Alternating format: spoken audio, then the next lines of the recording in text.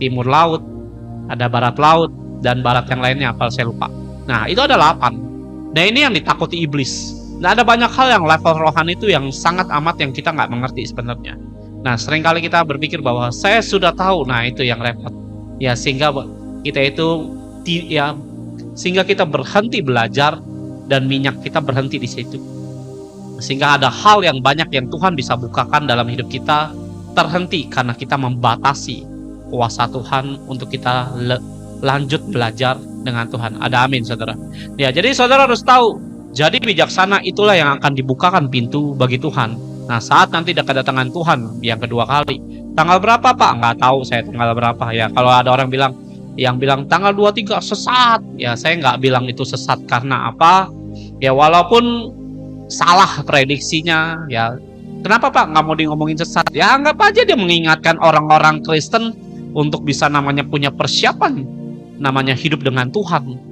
Karena ada banyak orang nggak mempersiapkan. Nah, dengan orang menyebut yang entahlah mereka dapat hikmat dari mana, mengatakan tanggal sekian, tanggal sekian, tanggal sekian. Saya sendiri tidak mau menghujat semua perkataan itu, sebab bagi saya ada bagusnya juga.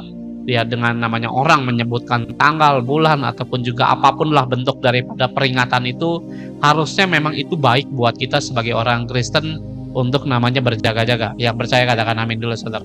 Nah, jadi saudara harus tahu ya, ini masih ada, ya ini adalah hari di mana Rosh Hashanah ya. Saya sebelum masuk firmannya minggu sore kemarin saya perlu nyampaikan juga di TikTok ini supaya saudara juga belajar. Ya, tahun ini masuk bulan 7 Israel tanggal 1. Hari ini persis. Ya, di sini lagi perayaan tentang namanya Rosh Hashanah. Nah, banyak orang Kristen Rosh Hashanah aja juga tidak tahu ya. Di tanggalan Israel udah tahun 5786. Nah, tahun internasional kita masih tahun 2025. Jadi orang Ibrani ataupun orang Yahudi 2 kali lipat lebih tua. Ya, ataupun tanggalan internasional itu 2 kali lipat. Dia udah masuk 5786. Nah, tahun huruf 6, angka 6. Angka 6 artinya adalah kelemahan manusia. Ya, jadi Rosh Hashanah itu apa Pak? Rosh Hashanah itu adalah memperingati manusia itu diciptakan oleh Tuhan. Nah, jadi kalau saudara lihat dari zaman Adam sampai era kita, itu kurang lebih ya. Ini saya ngomongin kurang lebih. Itu 6.000 tahun yang lalu, kurang lebih. Ya, kalau ngomongin persis saya nggak tahu persis, tapi tidak nyampe namanya 10.000 tahun yang lalu, pas 1.000.000 tahun yang lalu enggak.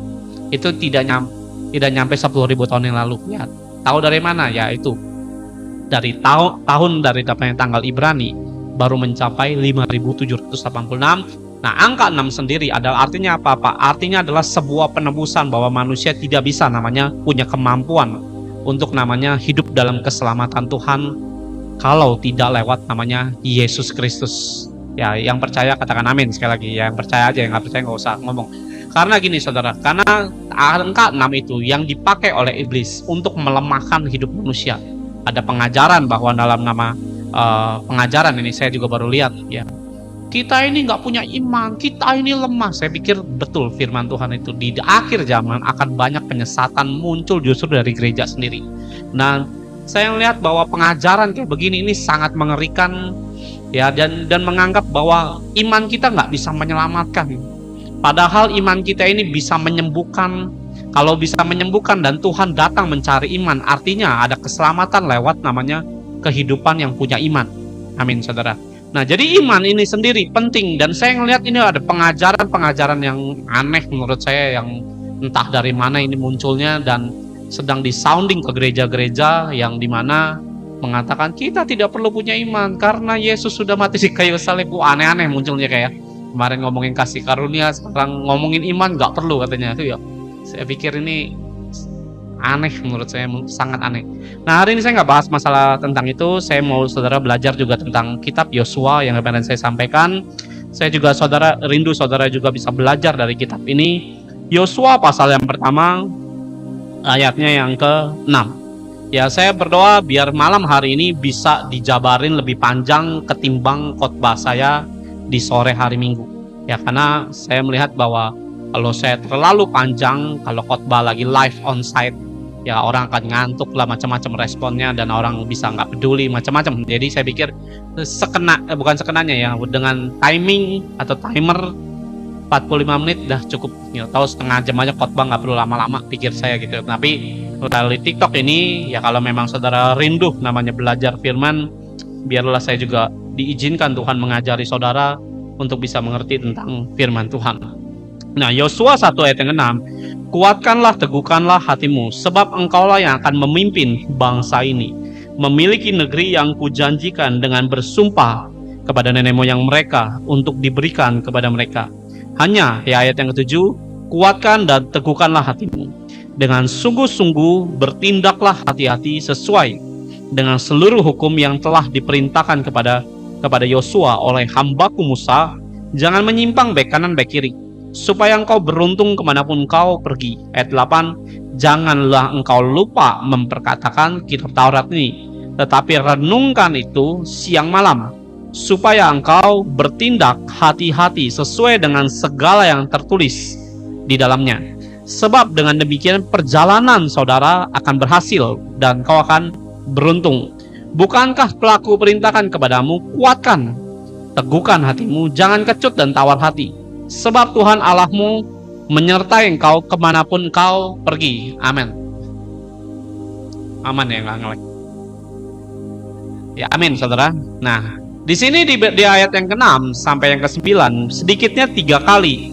Ya, kalau saudara baca sampai habis, Tuhan terus berulang-ulang bicara tentang namanya kuatkan dan teguhkan hatimu.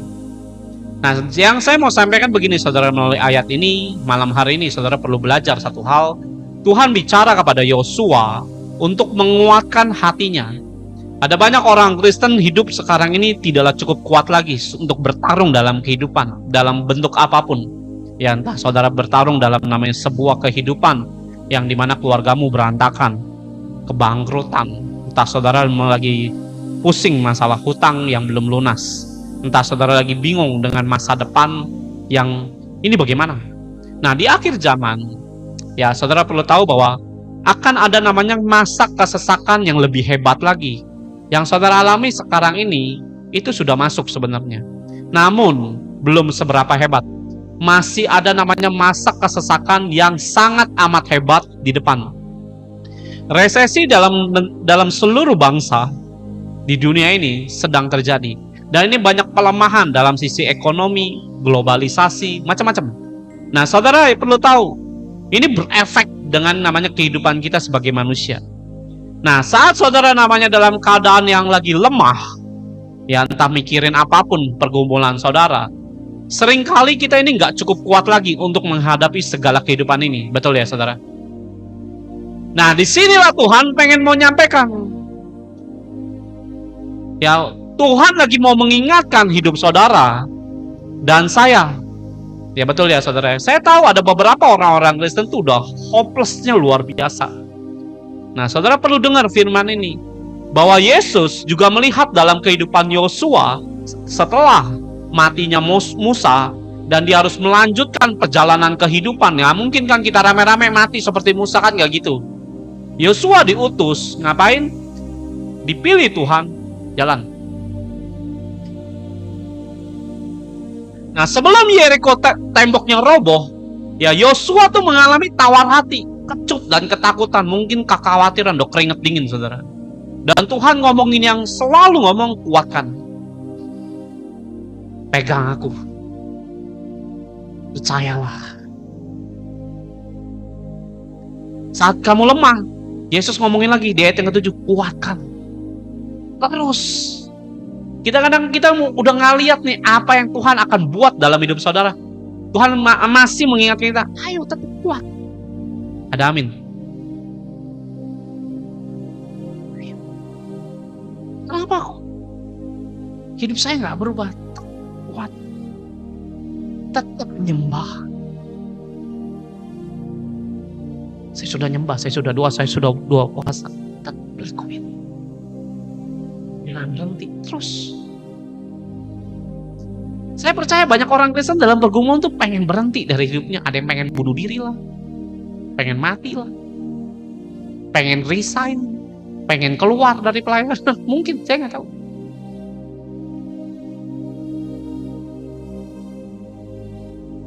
Tapi saudara nggak bisa namanya melihat janji Tuhan. Siapa yang di sini pengen lihat janji Tuhan ya? Tentang namanya kemenangan, tentang namanya perubahan, pertobatan, hutang lunas, hati yang diperbarui, jiwa kita disegarkan. Siapa yang pengen lihat janji Tuhan? Serius, saya pun pengen. Ya, untuk namanya merobohkan tembok Yeriko, saudara nggak bisa cuma ngandelin Tuhan. Tuhan juga pengen saudara itu punya hati yang kuat, punya hati yang dipersiapkan. Nah, khotbah malam hari ini apa? Mempersiapkan diri saudara untuk diberkati Tuhan. Ada amin, saudara. Nah, saat saudara ingin sekali Tuhan memberkati dalam hidup saudara, saudara nggak bisa dengan hati yang kecut. Firman ini kenapa harus kuat hatinya? Karena setiap firman Tuhan itu tidak ada satupun yang masuk logika. Nah, kalau saudara mulai bertanya, mulai namanya meragukan Tuhan, mulai namanya mikir, mulai namanya, ini kapan Tuhan tolong? Ini gue pengangguran mulu nih, kelamaan nih. Apa Tuhan? Teriak. Ayo, betul apa betul? Saya dalam namanya menunggu janji Tuhan, sometimes juga, Tuhan nih kapan Tuhan? Loh, pernah saya juga, bukan nggak pernah. Tapi saya berusaha untuk namanya kuatin hati saya, walaupun saya lagi nggak lihat apa-apa. Contohnya, ya, suatu hari saya harus bayar namanya beberapa yang harus saya bayar. Namanya hidup kan punya tanggungan, inilah itulah. Dan hari itu saya nggak lihat. Tuhan, saya harus bayar ini loh, bayar itu, bayar ini. Ini gimana? Dan saya ngambek, enggak lah saudara, tinggal bilang, curhat aja sama Tuhan. Ya, tapi aku walaupun nggak lihat Tuhan, aku memilih tetap menguatkan kepercayaanku pada Engkau. Tuhan jawabnya bulan depan, saudara.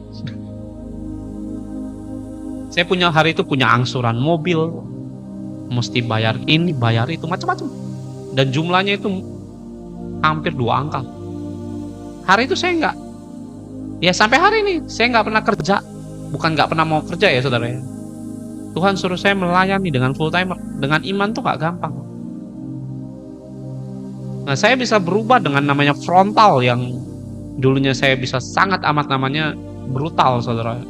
Bisa begitu namanya nyantai hari-hari ini. Kenapa? Ya saya ngelewatin itu semua. Kenapa? Tuhan menguatkan. Saudara nggak bisa namanya robohin tembok Yeriko tanpa persiapan. Saudara mau lihat namanya janji Tuhan yang lebih besar, sebuah kebutuhan hidup dalam hidup saudara. Saudara harus punya level mempersiapkan diri saudara. Firman ini Yosua disuruh Tuhan untuk mempersiapkan hatinya. Ngapain? Lihat ayat yang ke-6. Kuatkan, teguhkanlah hatimu, sebab engkaulah yang akan apa? Memimpin. Nah, kalau hati saudara lagi tawar, bagaimana bisa mimpin? Ingat ya, jadi waktu era zaman Musa, yang tawar hati itu Tuhan gak mau pakai loh. Kenapa? Nanti bisa merusak kekuatan pasukan Israel. Yang tawar hati semua disuruh pulang.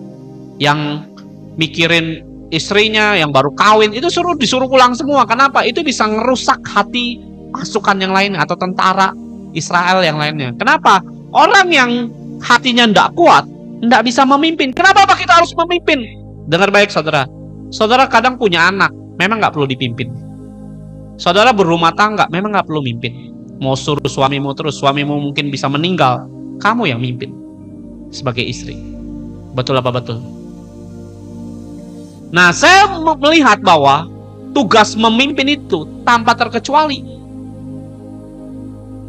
Pak, saya anak pak, masih remaja, kelak kamu akan mimpin. Nggak tahu mimpin apaan, mimpin meeting. Nah, orang Kristen disuruh mimpin doa aja bisa kabur saudara. Nah, hati yang nggak kuat begini, gimana mau lihat janji Tuhan? Saya berdoa saudara harus tahu, tugas saudara sebagai orang percaya, sebagai orang Kristen, kelak ngapain? Mimpin dengan hati yang kuat, bukan dengan hati yang, ayo doa, aduh jangan saya lah, saya nggak bisa berdoa. Gimana mau mimpin? Gimana mau Yeriko roboh? Bagaimana mau melihat janji Tuhan? Bagaimana saudara mau diperluas? Bagaimana saudara akan melihat kuasa Tuhan? Kalau saudara ditunjuk Tuhan, ayo mimpin. Kita bilang, gak bisa. Saudara singer, ayo pimpin jadi WL. Aduh, suara saya jelek. Nah itu, tawar hatimu. Yeriko gak akan pernah roboh, saudara, kalau kayak begitu caranya. Yang mau mimpin, serius, saya nggak bercanda, saudara. Yang mau mimpin, punyalah hati yang kuat. Kalau hati saudara bilang, aduh nggak mau, ayo kamu doa makan cengengesan. Alah, kayak gitu saya temuin banyak. Orang lagi sakit, ayo tumpang tangan. Bapak aja. Yang mau jadi pemimpin, serius. Mau yang dipakai Tuhan memimpin, ngapain robohin Yeriko? Ya saya nggak tahu Yerikomu itu apa. Keluargamu yang mungkin belum bertobat. Kalau hati saudara nggak punya kekuatan, gimana mau robohin? Ini dulu, loh. Yesus namanya merobohkan Yeriko gampang aja, nggak perlu Yosua, nggak perlu Musa juga bisa. Kalau saudara lihat cerita Yosua di pasal 5, ya Yosua bertarung dengan bangsa Amori. Tuhan tuh kirim batu dari langit, saudara, ditimpukin dari atas, dan matinya lebih banyak ketimbang pasukan Israel dalam bertarung melawan orang Amori. Tuhan lebih banyak matiin orang Amori ketimbang Yosua. Artinya Tuhan bisa robohin Yeriko dengan sangat mudah tanpa Yosua sekalipun. Tapi Tuhan mau memperlihatkan kepada manusia cara kerja Tuhan. Bagaimana Pak? Ya persiapin dirimu. Saat saudara berdoa, ya, entah main keyboard, main gitar, main gendang, main suling mungkin, dengar YouTube, ujian, penyembahan, kok nggak berubah? Ada banyak orang tawar hati, saudara, dan mundur daripada itu semua. Ada orang pengen anaknya yang diselamatkan. Ada orang yang ingin namanya masa depannya bisa namanya penuh dengan pengharapan seperti janji Tuhan. Hal yang saudara harus persiapkan adalah apa? Memimpin. Dirimu dulu dipimpin.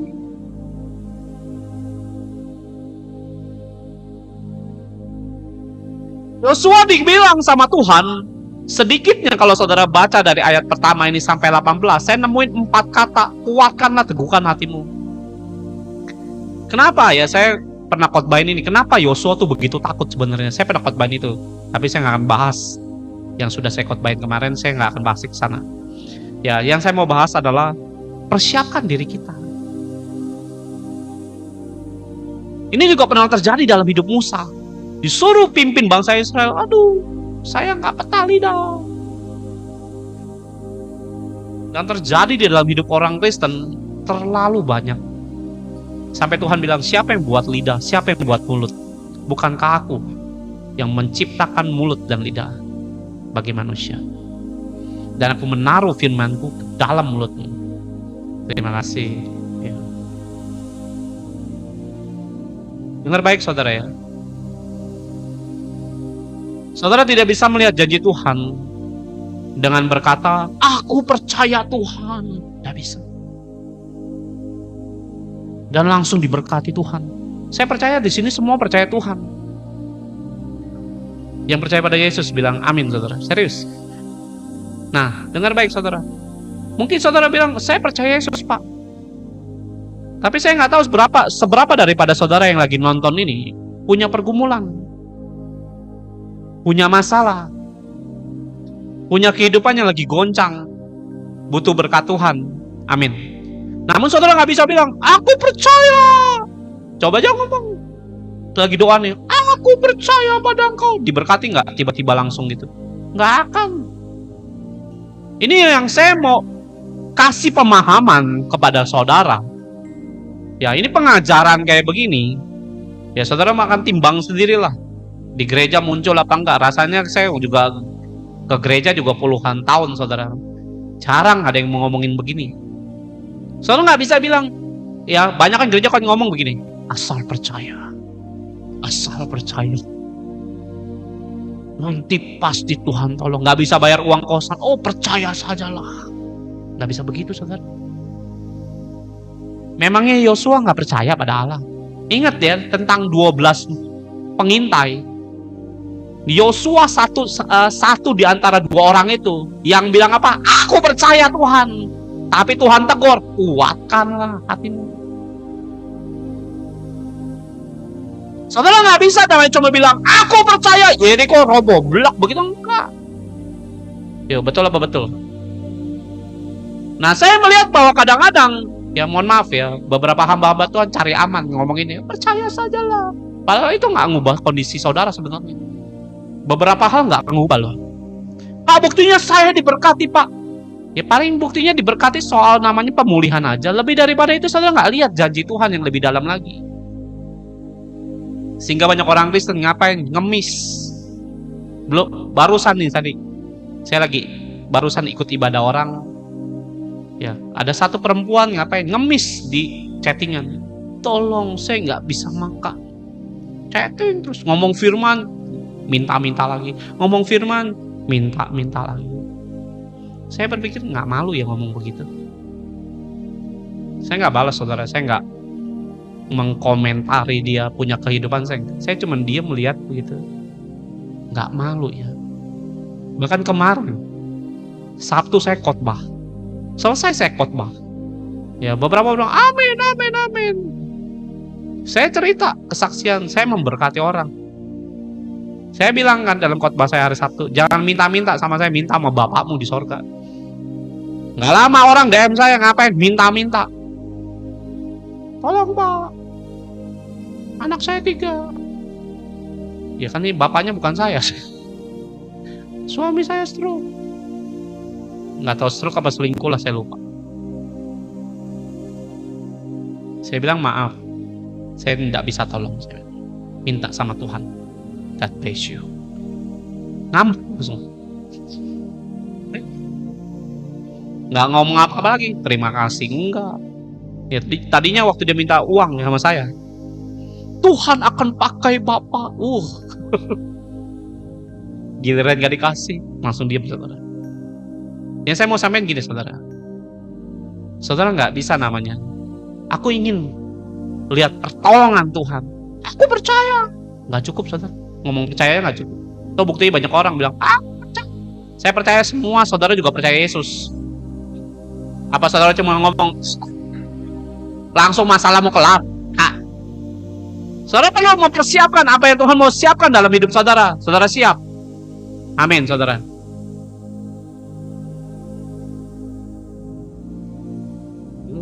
Nabi satu.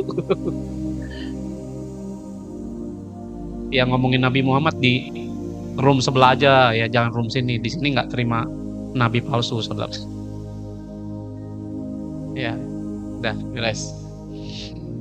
Nah, dengar baik saudara. Saudara nggak bisa cuma ngomong I believe. Iya, saya tahu bahwa itu ada power untuk membangkitkan iman saudara. Tapi Tuhan nggak bisa namanya kita kibulin dengan omongan kayak begitu saudara. Yosua juga orang percaya, bukan orang nggak percaya. Yosua juga orang yang melihat janji Tuhan. Tapi untuk dalam sebuah trip the next Jericho, Yosua ditunjuk, hatimu terlalu lemah untuk melihat janjiku merobohkan tembok Jericho.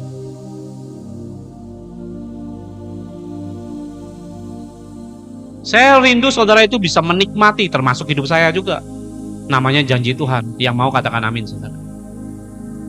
Nah saudara nggak bisa dengan datang kepada Tuhan dengan hati yang kayak orang ini nih. Tuhan akan pakai Bapak, itu mau omong kosong sebenarnya. Itu cuma bullshit doang menurut saya. Dengan kemunafikan gaya kayak begitu. Lewat tangan Bapak lah Tuhan akan pakai. Ngomong aja saya bilang, ya lu doalah sama Tuhanmu, mintalah sama Bapakmu.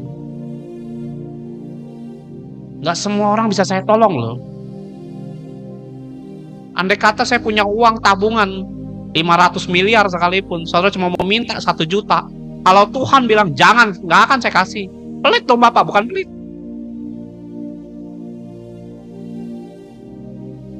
Kalau saya kasih, kapan kamu mempersiapkan hatimu?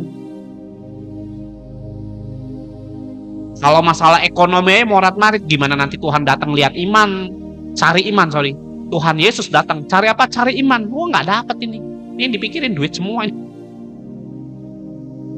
Nah, kalau hati saudara, ya penuh namanya hati yang mohon maaf ya, busuk, kekacauan. Hati yang penuh kemarahan, pertengkaran, cuek, masa bodoh. Takutan, kesedihan. Yang begini nggak siap melihat janji Tuhan.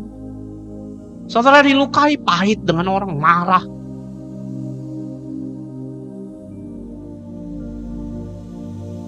Saudara tahu firman Tuhan, belum tentu ngerti loh.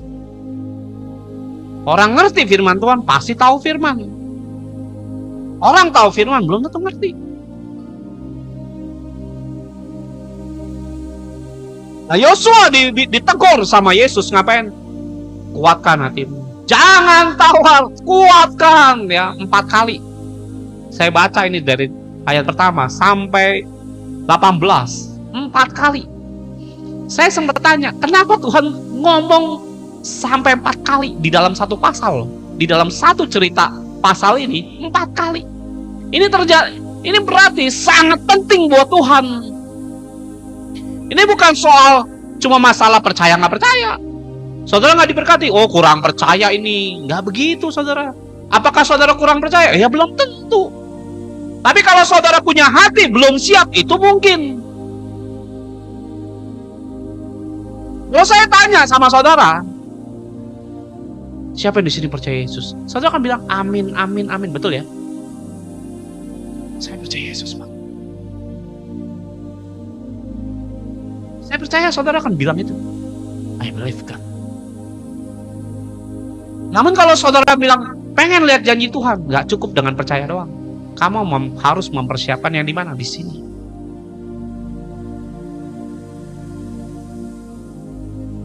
Kalau Tuhan sampai ngomong 4 kali, artinya ada hatimu yang belum sinkron dengan rohnya Tuhan atau Roh Kudus. Belum namanya apa yang saudara dituntut oleh Tuhan lewat hati saudara belum terpenuhi. Kalau saudara baca Yosua ini setelah digor terus 4 kali, baru dia bisa membawa tabut Allah. Ngapain? Belah sungai Yordan, kalahkan orang Amori, baru Yeriko. Ada 3 kejadian begitu hebat. Sejak Yosua ngapain? Kuatin hatinya. Nah, kalau Tuhan bicara sama Yosua, menegur dia berkali-kali, kurang lebih 4 kali yang saya baca, berarti ada yang gak beres dengan Yosua. Nah, kalau Tuhan ngomong yang sama dalam hidup saudara, ya ini Tuhan ngasih saya tuh bagus sekali cerita. Ya pernah gak saudara tuh masih dibilang, lu sombong lu. Nanti ketemu di gereja mana lagi, orang lain yang berbeda ngomong, kamu tuh sombong. Masa sih saya sombong? Saya sih sudah bertobat. Sombong kamu. Ketemu tukang ketoprak, sombong kamu. Dengerin ya, itu hatimu benar-benar sombong. Tuhan pakai orang lain ngapain? Ngomongin. Kalau hatimu nggak berubah, Tuhan akan ngomongin yang sama. Kuatkan hatimu. Sombong, masih sombong.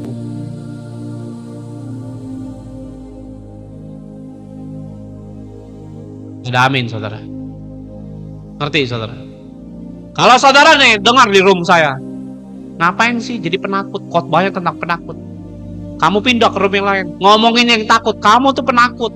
Pindah lagi beli somai. Ibu kok kalau ngomong kayak rasanya takut. Itu hatimu yang gak beres.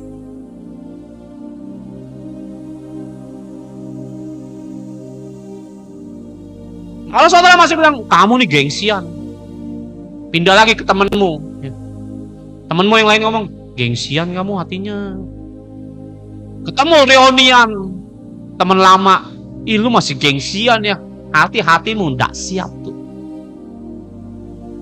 Ayo, siapa yang pernah ngalamin begitu? Kamu ini pemalas misalnya. Bukan berarti, wah lu ngutukin gua. Jangan ngomong gitu, saudara. Cek. Saudara nggak tahu tuh Tuhan tuh bisa nilai kita loh. Kamu ini masih pemarah. Ya, kamu ini bawel, mulutnya ngoceh mulu. Pindah kota. Lu cerewet deh mulutnya. Itu Tuhan tegur kamu. Yosua 4 kali, saudara bisa 40 kali tegur Tuhan. Kurang hormat, tersinggung langsung. Ya, saya khotbahin untuk menghormati Tuhan. Saya khotbahin begitu, orang tersinggung. Kenapa? Sombong. Ya, kadang-kadang Tuhan sampaikan itu, kurang hormat dia terhadapku. Sampaikan dong, kurang hormat kamu. Langsung emosi. Udah, nggak usah ibadah di sini lagi. Pindahlah. Pindahlah silakan. Saya percaya akan sama kejadiannya, karena Tuhan kita sama. Siapa? Yesus Kristus. Amin, saudara. Kalau Tuhan ngomong berkali-kali lewat orang yang berbeda-beda, saudara jangan marah. Artinya hatimu belum kuat seperti yang Tuhan mau. Saudara, untuk menaklukkan kesombongan butuh kekuatan dari Tuhan untuk belajar rendah hati. Emang rendah hati itu gampang, butuh kuat. Kita direndahin orang tuh marah, saudara. Kalau jelek marah kita direndahin. Nah itu butuh kekuatan sebenarnya untuk menahan semua namanya omongan kayak begitu. Betul apa betul, saudara? Saudara coba dihina orang. Dasar miskin, badan tuh bau. Marah nggak gitu? Nah kalau hati saudara nggak kuat, ngamuk kita.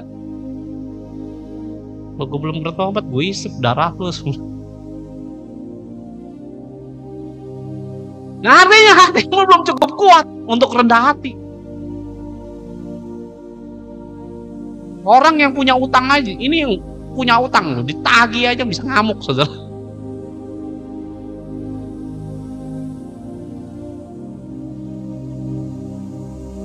Kamu kurang serius dengan Tuhan. Saya pernah tegur orang, kamu kurang takut Tuhan. Bagian mananya saya nggak takut Tuhan? Saya nggak bisa cerita, tapi rohmu ini menunjukkan kamu itu nggak takut Tuhan. Orang pelayanan saya tegur, saudara. Orang pelayanan, kamu tuh nggak kurang takut Tuhan. Nah masa sih? Wait and see, saya bilang. Nanti saya akan tunjukin kelakuanmu sendiri. Suatu hari saya bertobat, terima Yesus dari kekristen, dari saya beragama Buddha, terima Yesus. Waktu saya terima Yesus, tobatan saya atau kasih mula-mula yang saya terima dari kasih Yesus, hampir setiap hari dalam 1 minggu itu saya ibadah, saking cintanya dengan Yesus. Senin, Selasa ibadah, Rabu ibadah, Kamis ibadah. Dalam 1 hari itu saya bisa 2 kali ibadah di tempat yang berbeda-beda, tidak tempat yang sama. Hari Minggu saya ibadah, hari Sabtu, hari Jumat, itu hampir 1 minggu seingat saya ibadah terus. Kadang pagi ibadah di sini, sore ibadah. Saking cintanya dan pengen belajar firman Tuhan. Itu serius. Ada doa malam, doa semalam suntuk. Wah, tak ikutin semua acara kegiatan ibadah. Saya ikutin semuanya. Wah, ada di sini penyembahannya luar, ikut. Seminar sini, ikut. Kemana ya, tak ikutin. Mau jauh, mau deket ya, mau nggak ada duit sekalipun nggak. Kadang-kadang mau makan aja nggak bisa, kelaparan saya sebenarnya. Saya tetap pilih ibadah. Ya karena apa? Ada firman waktu itu Matius 6 ayat 33, carilah dahulu kerajaan Allah. Wah, tak cari, saudara. Segitu hati saya itu, seniat itu dalam pertobatan yang saya bangun. Suatu hari saya pulang, udah dapat kerjaan, saya dapat pekerjaan, saya pulang kerja, pulang waktu itu ke rumah saya tuh di daerah, saya ngontrak di daerah Tangerang Selatan, di daerah Ciputat, Lebak Bulus sana. Saya ke sana, perjalanan pulang tuh 1,5 jam. Pulang kantor jam 6. Ya mandi, makan di rumah, Habis itu saya pergi lagi, berangkat kemana? Ke Bogor. Pulang kantor, saya kantor di Jakarta Pusat. Pergi pulang 1,5 jam karena macet. Mandi, makan, bla bla bla bla, berangkat langsung ke Bogor. Kurang lebih jam 10 jam 11 saya nyampe di Bogor. Ngapain? Doa semalaman. Sampai jam 4 pagi nggak tidur saya.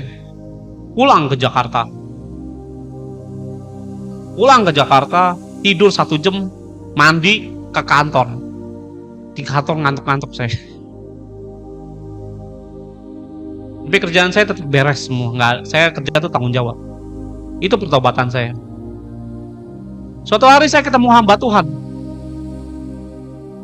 pendeta orang Chinese. Dia juga dulunya mantan Kuamia, orang Buddha dulu.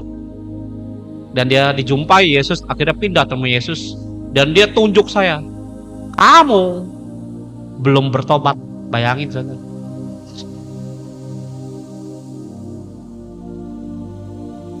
Saya digituin Minggu sampai Senin, Selasa, Rabu, Kamis, Jumat, itu ibadah. Ketemu hamba Tuhan, kamu ditunjuk saya belum bertobat dengan sungguh-sungguh. Saya langsung bengong.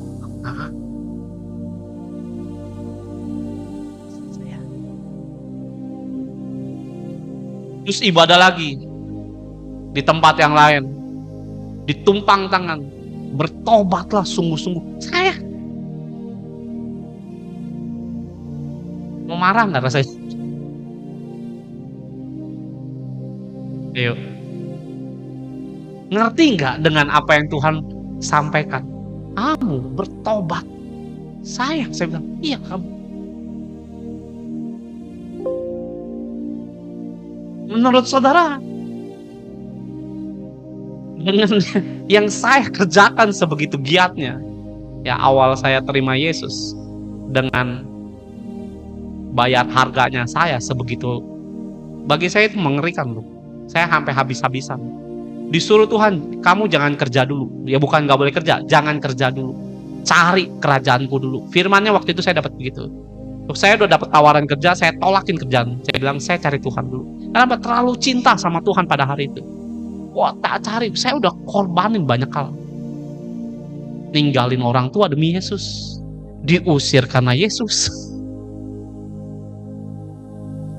Tapi waktu didoain, ya, dan ketemu dua hamba Tuhan yang berbeda, kamu bertobat sungguh-sungguh. Mau ngamuk kok rasanya. Bagian mananya saya belum bertobat. Saya pengen ngomong gitu, saudara. Tapi kan saya merasa bahwa diri saya sudah bertobat. Nah, banyak orang Kristen tuh kayak begitu. Nah, coba lihat Amsal 27 ayat yang kedua. Ya, saudara bisa catat ayat ini, renungin. Biarlah orang lain memuji engkau dan bukan mulut kita. Orang yang tidak engkau kenal dan bukan bibirmu sendiri.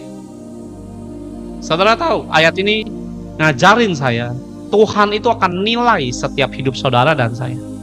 Tapi bukan dengan pandangan kita. Oh, bagi saya sudah bertobat. Saya sudah berpuasa, Pak. Saya sudah baca firman, Pak. Tapi yang di dalam Tuhan lebih tahu, ini belum tobat.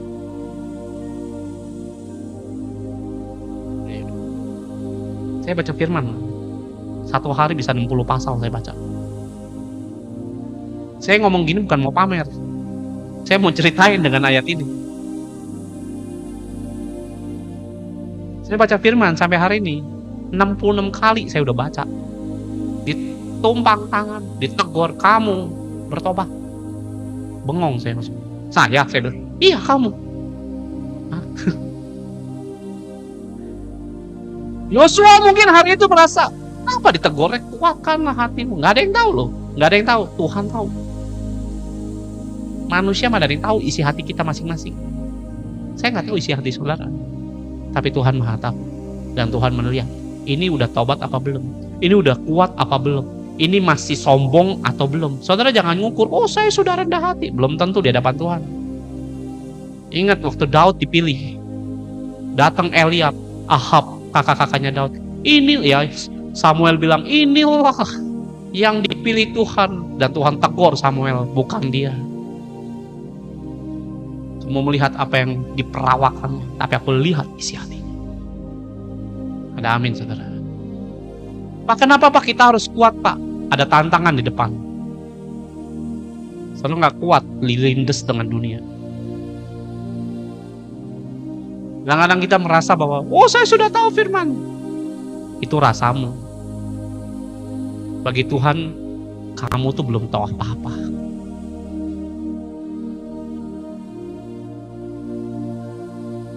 Banyak orang di gereja bisa tampak sangat rohani, tapi di luar kan kita nggak tahu di rumah akan seperti apa. Saya bisa ngajar kayak gini, tapi kalau saya dengan istri saya bisa ribut, nah gimana cara nyelesainnya? Gelap apa terang? Bagaimana nanti kita akan nanganin orang-orang atau jiwa-jiwa yang berdatangan? Bagaimana saudara harus bisa namanya kasih solusi? Bagaimana saudara akan membimbing, menuntun, menasehati orang-orang kayak begitu? Bagi saudara mungkin saudara, oh saya pelayanan Pak, gembala mungkin, WL, singer, pengajar Pak. Saya udah tahu. Menurutmu tahu? Yosua 4 kali ditegur.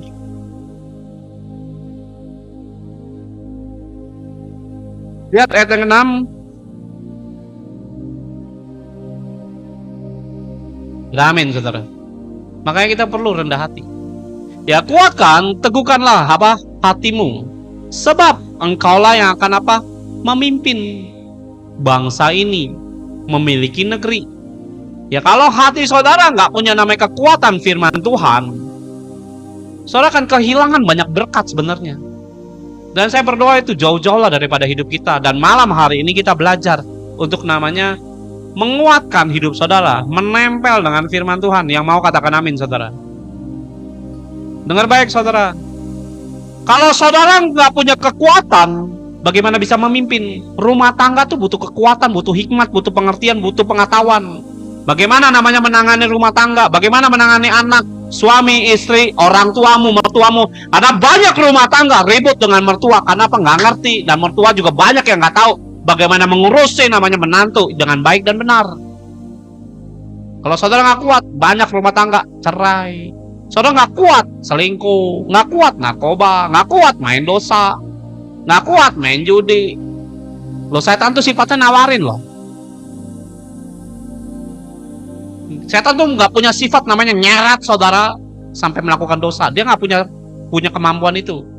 Tapi setan punya kemampuan ngapain? Nasehatin kita, ngundang kita, nawarin kita.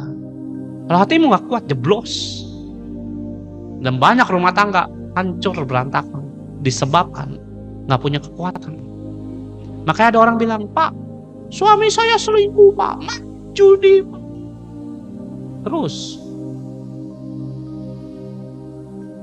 salah suami saya Pak. Bukan salah suamimu, kamu nggak bisa memimpin rumah tanggamu. Aku yang mimpin harus suami saya Pak. Misalnya begitu. Kita sebagai istri, sebagai suami, punya peran memimpin masing-masing, dan dua-duanya harus pakai firman. Nggak pakai firman, saudara mau tuduh-tuduhan kayak Adam dan Hawa, dua-duanya dibuang saudara. Salah dia Pak. Ya, Adam, siapa yang nyuruh lu makan buah? Hawa, kenapa lu ambil? Ular. Tiga-tiganya dibuang semua saudara. Nggak ada yang namanya suaminya Adam diampuni, Hawa dibuang. Nggak ada, tiga-tiganya diusir saudara.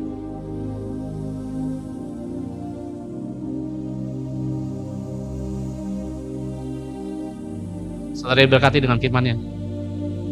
Amin. Yang pertama ngapain Pak? Kalau hati kita harus kuat, mimpin. Banyak orang nggak siap mimpin sebenarnya. Saya sendiri kalau ditanya kuat nggak mimpin, nggak kuat. Nggak kuat saya juga. Saya keras, serba salah kadang-kadang. Dikerasin orang, terlalu keras. Dilembekin ngelunjak, bingung gitu. Kadang-kadang itu bingung. Makanya butuh Tuhan. Ini hati nggak kuat. Mana mau saya juga khotbah. Kenapa Bang Hamso Pak? Ya buat apa? Nih saya tidur lebih berguna buat daging saya daripada saya ngomongin firman kayak begini. Mungkin masa, wah saya diberkati. Kamu yang diberkati, bukan saya. Saya butuh kekuatan Tuhan. Untuk apa? Terus. Jadi jangan saudara berpikir bahwa ini bisa-bisanya saya. Bukan. Tanpa Tuhan, nggak punya hikmat saya juga. Mau ngomong apa? Ngomongin Tuhan baik, Tuhan baik. Seminggu ngomongin bubar jemaat saudara. Mau ngajar apa kayak gitu? Ya butuh hikmat Tuhan. Butuh kekuatan Tuhan, butuh pengajaran Tuhan.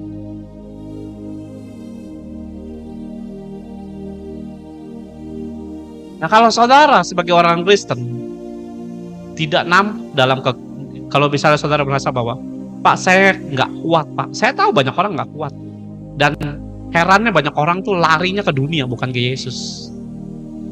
Nah ada banyak orang nggak bisa diberkati, kenapa? Nggak cukup siap. Kemarin saya khotbah tentang Mesir di hari Sabtu. Saudara bisa cari khotbah saya. Ya saya ngelihat Abraham nggak boleh ke Mesir, Ishak nggak boleh ke Mesir. Ada banyak ayat di dalam kitab Yesaya, Yeremia, Yeskiel tidak boleh ke Mesir. Tapi ada Yusuf boleh ke Mesir. Itu yang bikin saya bingung. Kenapa Tuhan? Dipersiapkan Yusuf. Ya terima kasih. Yusuf dipersiapkan oleh Tuhan.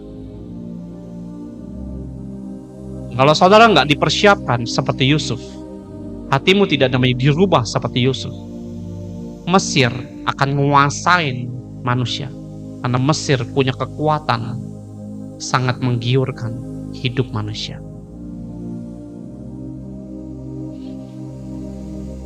Saudara kalau punya anak nggak ngerti cara mimpinnya pasti kacau. Dan banyak orang anak-anaknya ya saat ini, Pak saya pengen punya anak, saya takut Tuhan Pak. Lah kamu aja nggak takut, gimana mau anakmu takut Tuhan, kan gitu. Kalau saudara sendiri aja nggak punya rasa takut akan Tuhan, bagaimana memimpin anak saudara punya takut Tuhan? Make sense-nya begitu loh. Pak saya pengen anak saya ke gereja. Lah kalau kamunya aja males ke gereja, bagaimana mungkin anak saudara bisa namanya rajin ke gereja? Loh itu banyak orang ngomong, Pak tolong doakan Pak anak cucu mantu saya Pak supaya ke gereja. Nah kamu sendiri aja nggak mendoakan, nggak memimpin mereka, nggak namanya mencontohkan yang baik, bagaimana mereka mau ke gereja? Pemimpin tuh harus punya kekuatan, digoncang kayak apapun. Saya sama istri saya digoncang, diacak-acak segala macem. Kalau nggak kuat saudara, udah bubar saya juga pelayanan.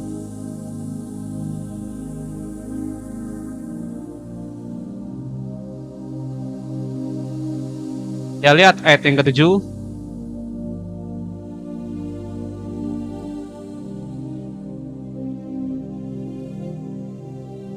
Ini kekecilan tulisannya. Tapi terserahlah. Baca di rumah, ayatnya udah munculin ya.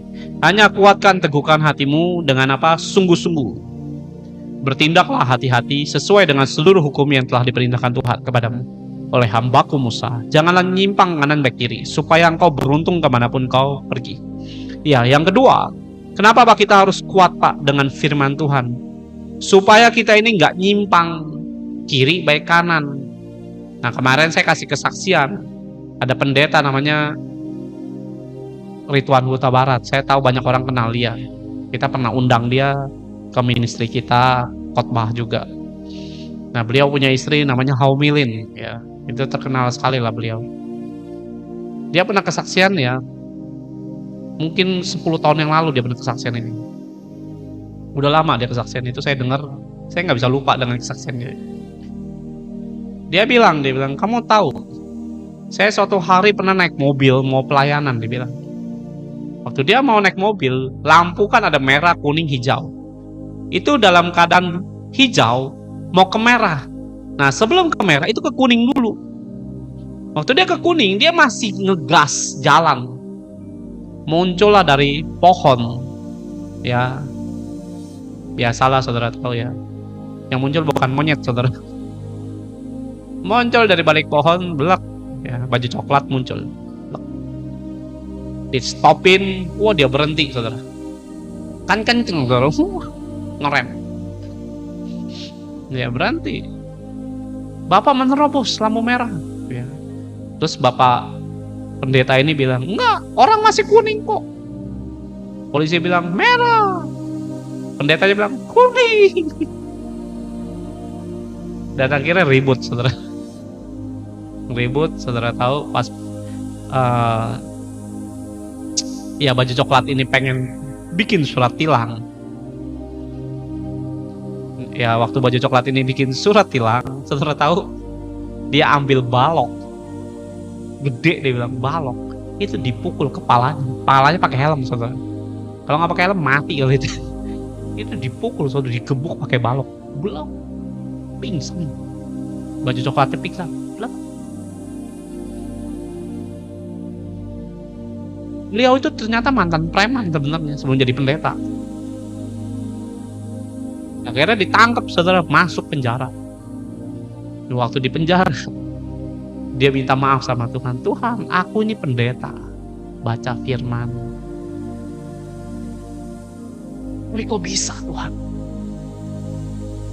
Dia tuh tanpa sadar tuh ambil balok, saudara, dibalok, saudara, kepalanya jebret. Pingsan.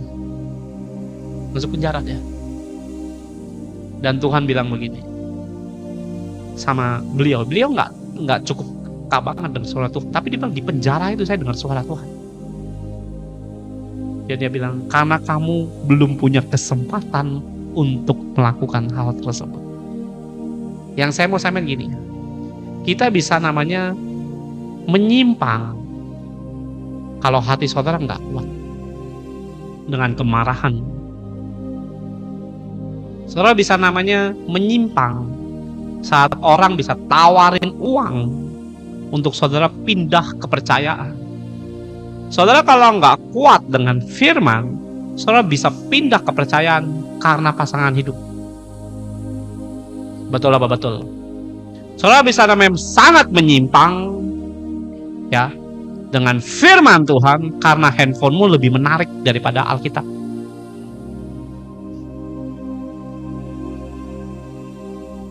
Ayo, betul apa betul?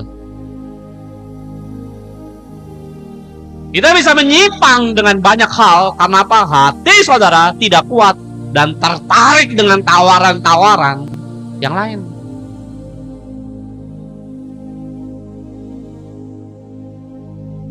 Saya pernah kasih kesaksian ya, teman saya. Ya teman dekat sih enggak sih, cuman kenal aja. Dia jual tanah di Jawa. Dapat dia jual dia berdoa di tempat saya, seingat saya berdoa, kita doain juga tanahnya, kejual miliaran. Setelah kejual, dibagilah dia, dapat jatah 600 juta. Setelah dia dapat 600 juta, saudara tahu, tidak ke gereja, tidak doa lagi, ya pacaran dengan agama sebelah, diporotin duitnya sampai habis ludes. Muncul juga kadang-kadang di TikTok saya. Loh, kenapa saya tahu? Karena dia pernah jumpain saya. Saya nonton TikToknya. Kalau dia nonton lagi gimana, ya terserah perusahaan dia. Nggak tersinggung, Pak? Ya terserah. Saya nggak sebut nama.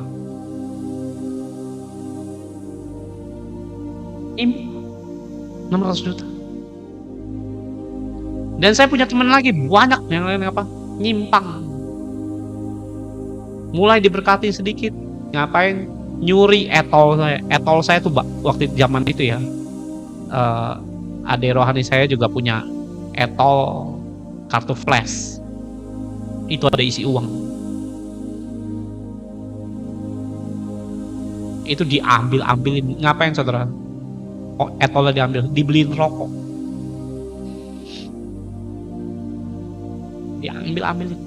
Ditanyain etolnya kemana? Nggak tahu.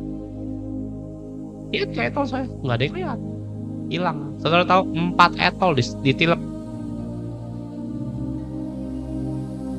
1 etol bisa isi 300.000.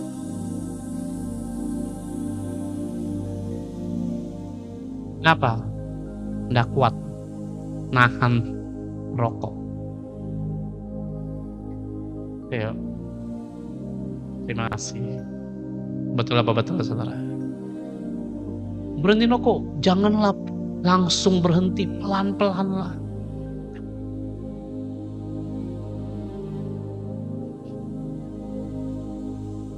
Lihat ayat yang 8.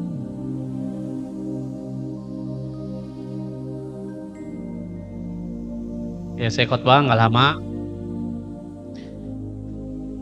Janganlah engkau lupa. Yang ketiga, memperkatakan apa? Kitab Taurat ini. Tapi renungkan itu siang malam, supaya engkau bertindak apa? Hati-hati, sesuai dengan segala yang tertulis di dalamnya, sebab dengan demikian perjalananmu akan berhasil. Dengar baik, saudara. Kenapa firman ini kita perlu baca dan renungkan siang dan malam? Entah kenapa dia nggak dibilang pagi atau malam, pagi siang malam? Wah, nasi padang Pak kalau itu Pak, pagi siang malam. Itu pagi sore ya. Ya, pagi siang malam. Pagi itu keintiman. Siang malam itu saudara mau renungkan, mau doa, mau nyembah, terserah, bebas. Saya nyembah tuh siang hari. Pagi saya doa sendiri. Istri saya udah nggak tahu mau doa sendiri mau apa, yang terserah. Pokoknya pagi itu masing-masing. Siangnya baru kita nyembah bareng. Ya, yang ketiga, kalau hati saudara nggak kuat, cenderung kamu nggak akan baca firman. Kenapa? Tuhan udah bilang, janganlah engkau lupa. Nah, orang Kristen banyak yang lupa. Kenapa? Saya mau bilang begini, saudara. Inilah penyebab saudara tidak bisa mempersiapkan diri dengan baik. Padahal Tuhan pengen menjanjikan berkatnya yang begitu luar biasa. Ada banyak orang namanya tidak siap untuk bisa menerima berkat Tuhan. Kenapa? Bisa nyimpang. Kalau saudara nggak kuat. Kalau saudara nggak kuat dengan firman Tuhan, saudara akan lupa dengan namanya firman Tuhan. Ayo, betul apa betul?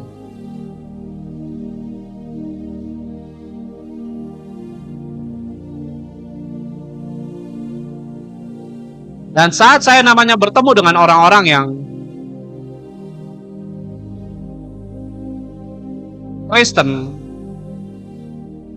ada orang tuh bisa berlaku sangat jahat karena Kristen. Loh, kenapa Pak kita mesti baca firman ini? Apakah hanya untuk keselamatan? Enggak, bukan hanya itu. Firmannya bilang apa? Supaya hati-hati.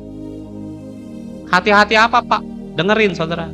Kalau saudara diperlakukan dengan sangat namanya tidak baik, ya contoh tadi saya bilang, kalau saudara dihina-hina, rambut lo jelek kayak pohon, leher lo kayak jerapah, dihina kayak begitu, oh ya, uang lo uang haram kali, lo anak haram kali, dihina kayak begitu, sakit hati nggak saudara? Ayo. Kalau saudara namanya bisnis terus ditipu orang, sakit hati nggak? Saudara ngutangin orang, nagih malah dimaki-maki sama orang yang punya utang, marah nggak saudara?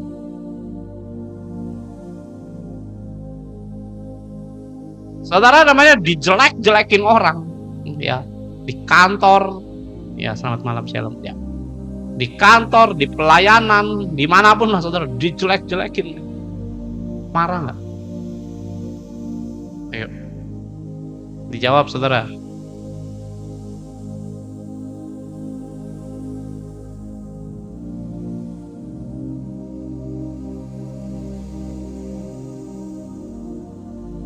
Marah nggak saudara?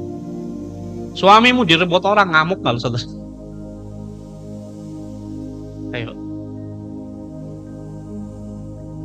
Ya saudara nggak dinafkain mungkin, gajimu dipotong seenak jidat orang yang nggak bertanggung jawab, marah nggak saudara? Ya saudara pelayanan ya, saya pernah pelayanan, uang saya diambil saudara. Ayo, marah kan?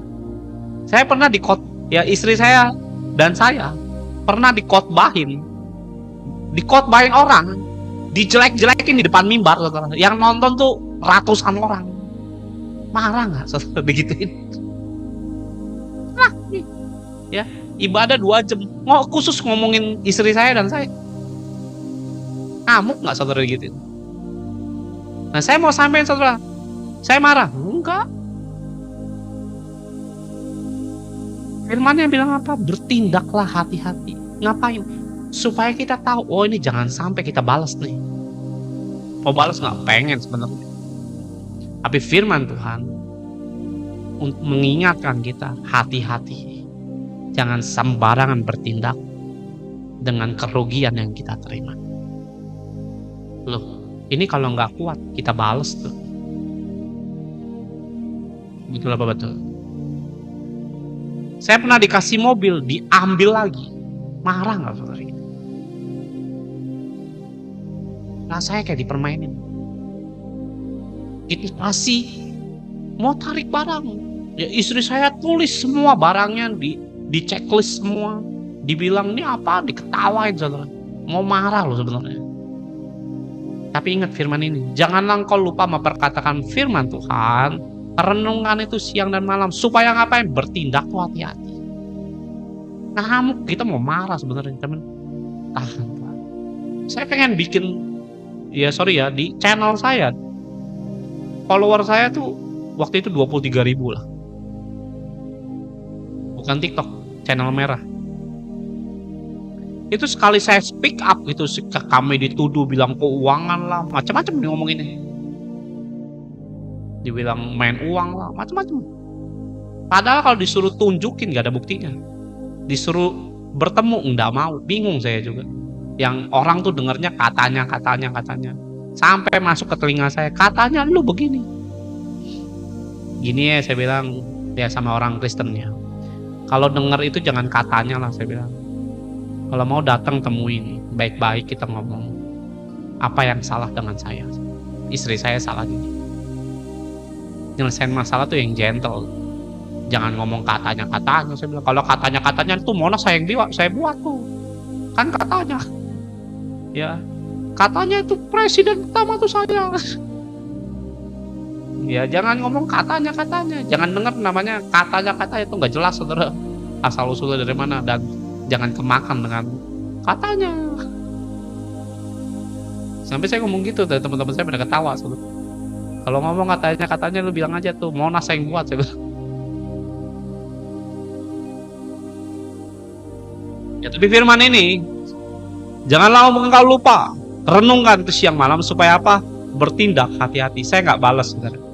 Sebenarnya saya pengen bikin channel, saya mau speak up dengan semua kekacauan itu.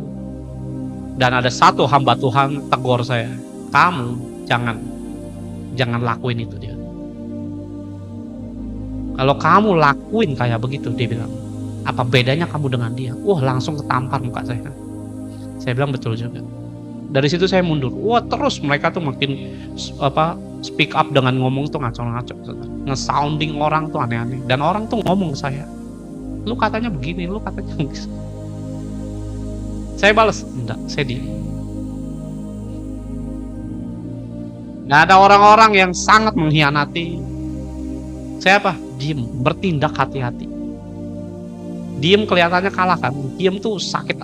Wah, rasanya tuh nggak enak lah. Tapi saya memilih untuk namanya bertindak hati-hati. Ngapain Pak? Diem aja. Saya cuma punya prinsip satu hal saudara. Mungkin saudara udah pernah dengar. Diem itu emas kok, betulan emas. Nggak pernah jadi perak, nggak pernah jadi silver, nggak pernah. Selalu jadi emas. Pepatah itu tuh betul, emas tuh. Kemilau bersinar dengan ajaib. Saya cuma pegang itu kata. Diam, saya diomongin apapun diam aja udah. Nggak bela diri Pak, mau bela diri gimana? Kita nggak punya kesempatan buat ngomong. Nggak ada pertemuan, nggak ada ini. Mau ngomong apa? Saya bilang, mungkin mau ngomong orang mau ngomong kita tentang begini-gini sebakul enak-enak mereka punya congor saudara ya. Kita mau ngomong apa? Mulut-mulut mereka. Diam. Dan saudara tahu, berlalulah 3 tahun 2025 ini, berlalulah kurang lebih hampir 3 tahun dari kejadian yang saya alami, dari yang tadi saya ceritakan. Saudara tahu, Tuhan tuh benar-benar nggak tinggal diam. Kita diam, Tuhan yang bergerak saudara. Ya, orang yang jatuhin saya masuk kantor polisi. Orang yang jatuhin saya, pelayanannya kacau balau sekarang. Keuangannya tumbang semua. Dan saya lagi dengar nih kemarin, yang orang yang ngasih mobil ditarik lagi, saudara tahu, ditipu orang ratusan juta tuh. Lihat bagaimana Tuhan bela kita. Bertindaklah hati-hati. Bukan kita yang bertindak, biarin aja Tuhan yang. Mungkin sakit kita dengar begitu, panas telinga kita. Bertindaklah hati-hati. Ada amin, saudara. Allahmu kalau bertindak blek, walaupun orang Kristen disekat juga, saudara. Saya bilang, saya doa sama Tuhan tuh begini, saudara. Tuhan, aku gak melakukan apapun yang dituduhkan orang itu. Ya, terima kasih. Ya, ada yang kasus masuk polisi. Ada yang pusing dengan kerjaannya. Ada yang tadinya kerjaannya mulai naik, tumbang semua. Saya nggak pernah mengutuki mereka. Saya nggak pernah komentar dia, lu setan lu. Orang diem aja udah. Kasus demi satu-satu, blok kena semua. Yang biang keroknya usahanya tumbang, blok. Saya baru dengar berapa hari yang lalu diceritain, dia tumbang usahanya. Lihat bagaimana Tuhan bela. Bertindaklah hati-hati. Mungkin telingamu panas. Ya, saya waktu hari itu dengar begitu tuh panas hati saya. Telinga saya panas. Merah kuping saya kalau dengar itu. Tindakan saya apa? Saya nggak mau dengar tentang mereka, saya bilang. Karena apa? Kalau dengar ini celah masuk terus. Kalau saya nggak ngerenungin firman siang dan malam, ada orang yang dipakai Tuhan tegur saya dan nasehatin saya akan marah, saudara, dan bertindak action dalam kemarahan saya. Tapi saya bersyukur dengan Tuhan Allah yang kita sembah bernama Yesus Kristus. Di dalam kitab Roma juga tertulis, ya, berilah kesempatan untuk Tuhan membalas semua kemarahan. Saya dengar itu semua. Dengar baik, saudara, Allahmu itu Allah yang mencintai hukum. Dalam Mazmur 37. Allah saudara itu adil. Saudara boleh disakiti, tapi kalau saudara bertindak hati-hati, lihat nanti pada momen panggungnya Tuhan, orang-orang kayak gitu pasti kena. Mau bilang dia Kristen juga, Tuhan itu gak pandang bulu. Ayatnya bilang begitu. Kalau kamu salah ya salah. Walaupun bilang anak Tuhan lah, anakku lah, selingkuh, tetap ada hukumannya. Ini pasti penyakit biasanya. Ada amin, saudara. Allah kita pembela, saudara. Ya, kalau Pak saya disakiti, makanya ada beberapa orang, Pak saya diselingkuh, diem aja. Saya. Tapi kan udah nggak usah cerewet terus, nggak usah ngomong tapi bertindaklah hati-hati. Ngomong tuh jangan sembarangan. Saya ngelihat hari ini justru bukan kekalahan yang saya lihat. Ya, saya bukan bahagia di balik penderitaan mereka ya. Saya itu euforia kemenangan bukan karena ngelihat mereka itu mengalami hal yang celaka, bukan. Tapi saya nggak tahu ada kesenangan melihat Tuhan benar-benar jadi pembela. Bukan karena kejadian ini ya, bukan. Itu saya nggak peduli lu mau kejadiannya nabrak apalah, terserah, saya nggak mau pusing, saudara, urusan begitu. Itu mah kehendak Tuhan. Tapi saya melihat bahwa lihat kebenaran tak pernah namanya muncul di depan, munculnya di belakang. Sekali lagi saya ulangin, kebenaran Tuhan nggak pernah muncul di depan, di belakang. Dan hari ini saya lihat. Amin, saudara. Mau bertindak hati-hati, saudara, bisa katakan amin. Bertindaklah hati-hati. Saudara ditipu orang, hati-hati. Mau nolong orang, hati-hati. Ya, mau ketemu tender, project apapun, hati-hati. Firman ngomong apa? Dan firman yang harus kita lakukan. Supaya kita apa? Firmannya bilang apa? Sebab dengan demikian perjalananmu akan apa? Berhasil, kata Tuhan. Kalau hati-hati. Saya melihat bukan kegagalan. Saya melihat bagaimana Tuhan membawa hidup saya. 3 tahun lalu saya dicelakakan orang dengan kejahatan yang dirancang begitu sangat bengis. Ya, saya lihat bahwa hari-hari ini saya bukan lihat kegagalan, tapi melihat keberhasilan bagaimana Tuhan memakai hidup saya untuk bisa memberkati banyak orang. Yang percaya katakan amin. Nah, saudara harus tahu Tuhan itu perlu saudara percayai. Kalau misalnya hari-hari di mana saudara sangat dirugikan, kuatkanlah hati saudara untuk memilih tetap firman Tuhan. Firman bilang apa? Janganlah membalas kejahatan dengan kejahatan. Ya, karena dalam kitab Roma 2 pasal 12 ayat 21. Saya buka dulu. Kejahatan. Ya, dalam kitab Roma ya, kalau nggak salah. 12 ayat 17. Ya, jangan membalas kejahatan dengan kejahatan. Lakukanlah apa yang baik bagi semua orang. Ya, hari itu firman ini sangat menjengkelkan bagi hati saya. Ya, bukan Tuhannya saya jengkel, bukan. Ya, di ayat 21, janganlah kamu kalah terhadap kejahatan, tapi kalahkanlah kejahatan dengan kebaikan. Saya hari itu saya nggak ngerti firman ini kenapa harus kita lakukan sebagai orang percaya. Itu saya nggak ngerti sejujurnya. Saya bertanya-tanya dengan ayat begini. Ada yang bisa jelaskan coba? Janganlah mau kamu kalah terhadap kejahatan. Ya, coba ya saya buka di sini. Roma 12 ayatnya yang ke-21 aja. Ada yang bisa, kenapa Tuhan suruh kita ini nggak boleh balas gitu?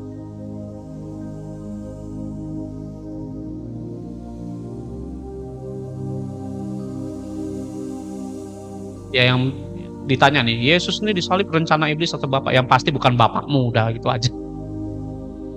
Ya, kalau bilang bapakmu, masa bapakmu iblis?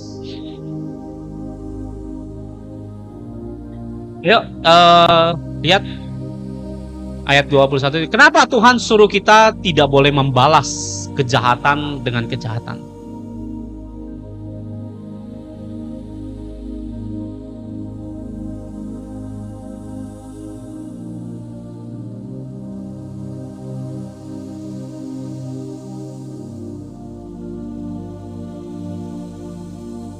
Ada yang tahu? Ya, menurut saudara apa?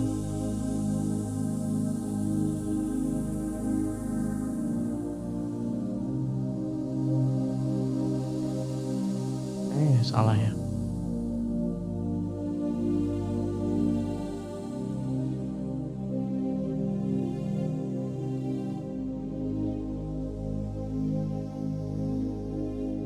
Yuk, saudara, bantu jawab. Menurut saudara kenapa Tuhan suruh kita itu tidak boleh membalas kejahatan dengan kejahatan?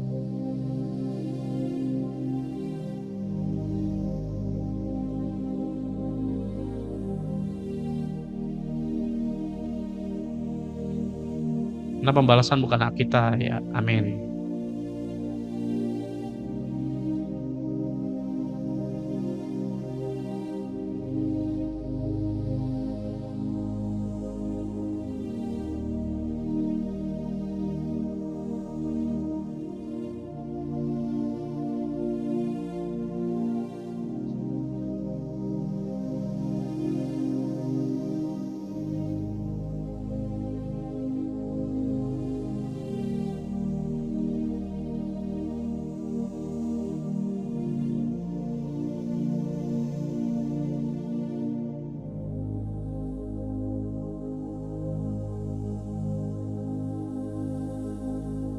Karena pemain ya memutuskan rantai apa? Nah, ada yang lain? Agar kita dapat upahnya. Ya, lumayan lah ya. Ada yang lain? Kalau kamu berbuat baik, siapa yang bisa jahat? Oh, banyak. Kalau saudara bilang, kalau kita berbuat baik, siapa yang bisa jahat sama kita? Banyak, saudara. Buktinya banyak orang nolong orang, yang ditolong malah dikhianatin.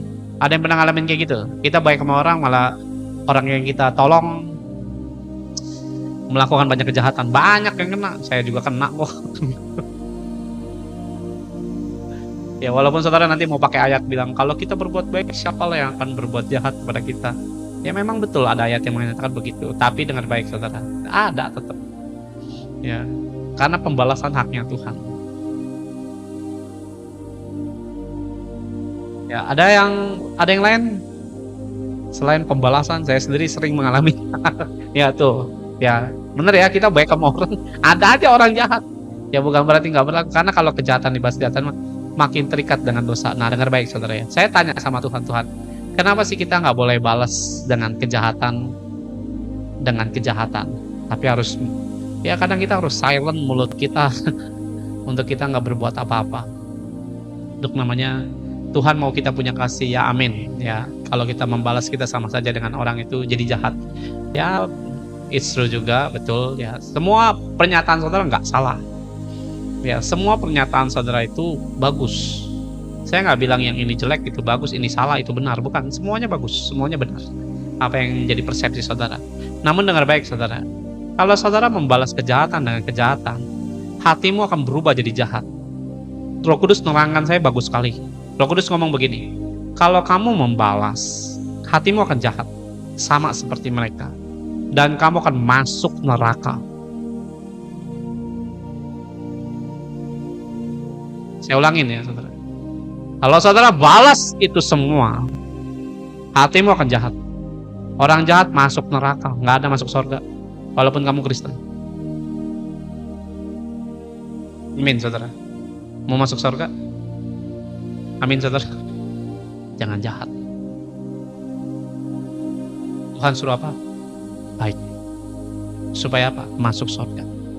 Firmannya bilang apa? Ini, firmannya bilang itu. Firmannya bilang percaya, firmannya perlu kasih, firmannya bilang betul ketaatan, firmannya bilang ini. Supaya apa?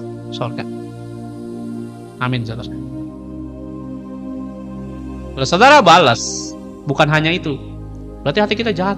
Ya, itu nggak seberapa. Saudara perlu satu hal yang jauh lebih mengerti. Kenapa? Kan neraka nanti. Oh, saya kekaitan dengan dia Pak. Hati-hati ya, jahat hati. Orang jahat nggak mungkin masuk ke surga. Kenapa Pak? Mazmur tadi 145 ayat yang ke-20.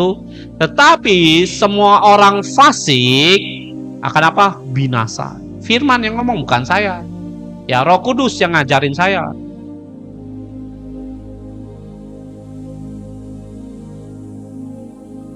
Orang fasik itu apa? Orang jahat. Orang fasik apa? Dibinasakannya. Sekali lagi ya, saya nggak menentukan kamu ke surga atau ke neraka. Yang nentuin itu Tuhan. Tapi kalau hati saudara jahat, udah pasti kita akan melihat, wah ini pasti ke neraka punya. Kalau orang jahat masuk surga, ya repot saudara. Ya, di surga diacak-acak saudara. Pada main judi semua ntar yang ada. Amin saudara. Amin. Mau masuk surga saudara, balas dengan kebaikan ya. Paling tidak kalau kita nggak bisa balas dengan kebaikan, ya diam aja. Dan beberapa orang-orang tuh pengen lagi namanya, yang mohon maaf ya, datang ke saya, yang pernah nyianatin kami, datang ya, sampai ada orang yang udah kasus bermasalah ya, minta tolong saya, tolong dong datang. Saya nggak mau, lurus aja masalahmu sendiri. Saya cuma kasih tahu cluenya. Lu mau keluar dari kasus polisimu, lakuin ini. Lu nggak bisa datang, nggak mau saya. Nggak bisa datang saya. Saya ada baptisan. Saya nggak akan ngurusin masalahmu. Saya ngurusin jiwa-jiwanya Tuhan. Lebih penting daripada masalah.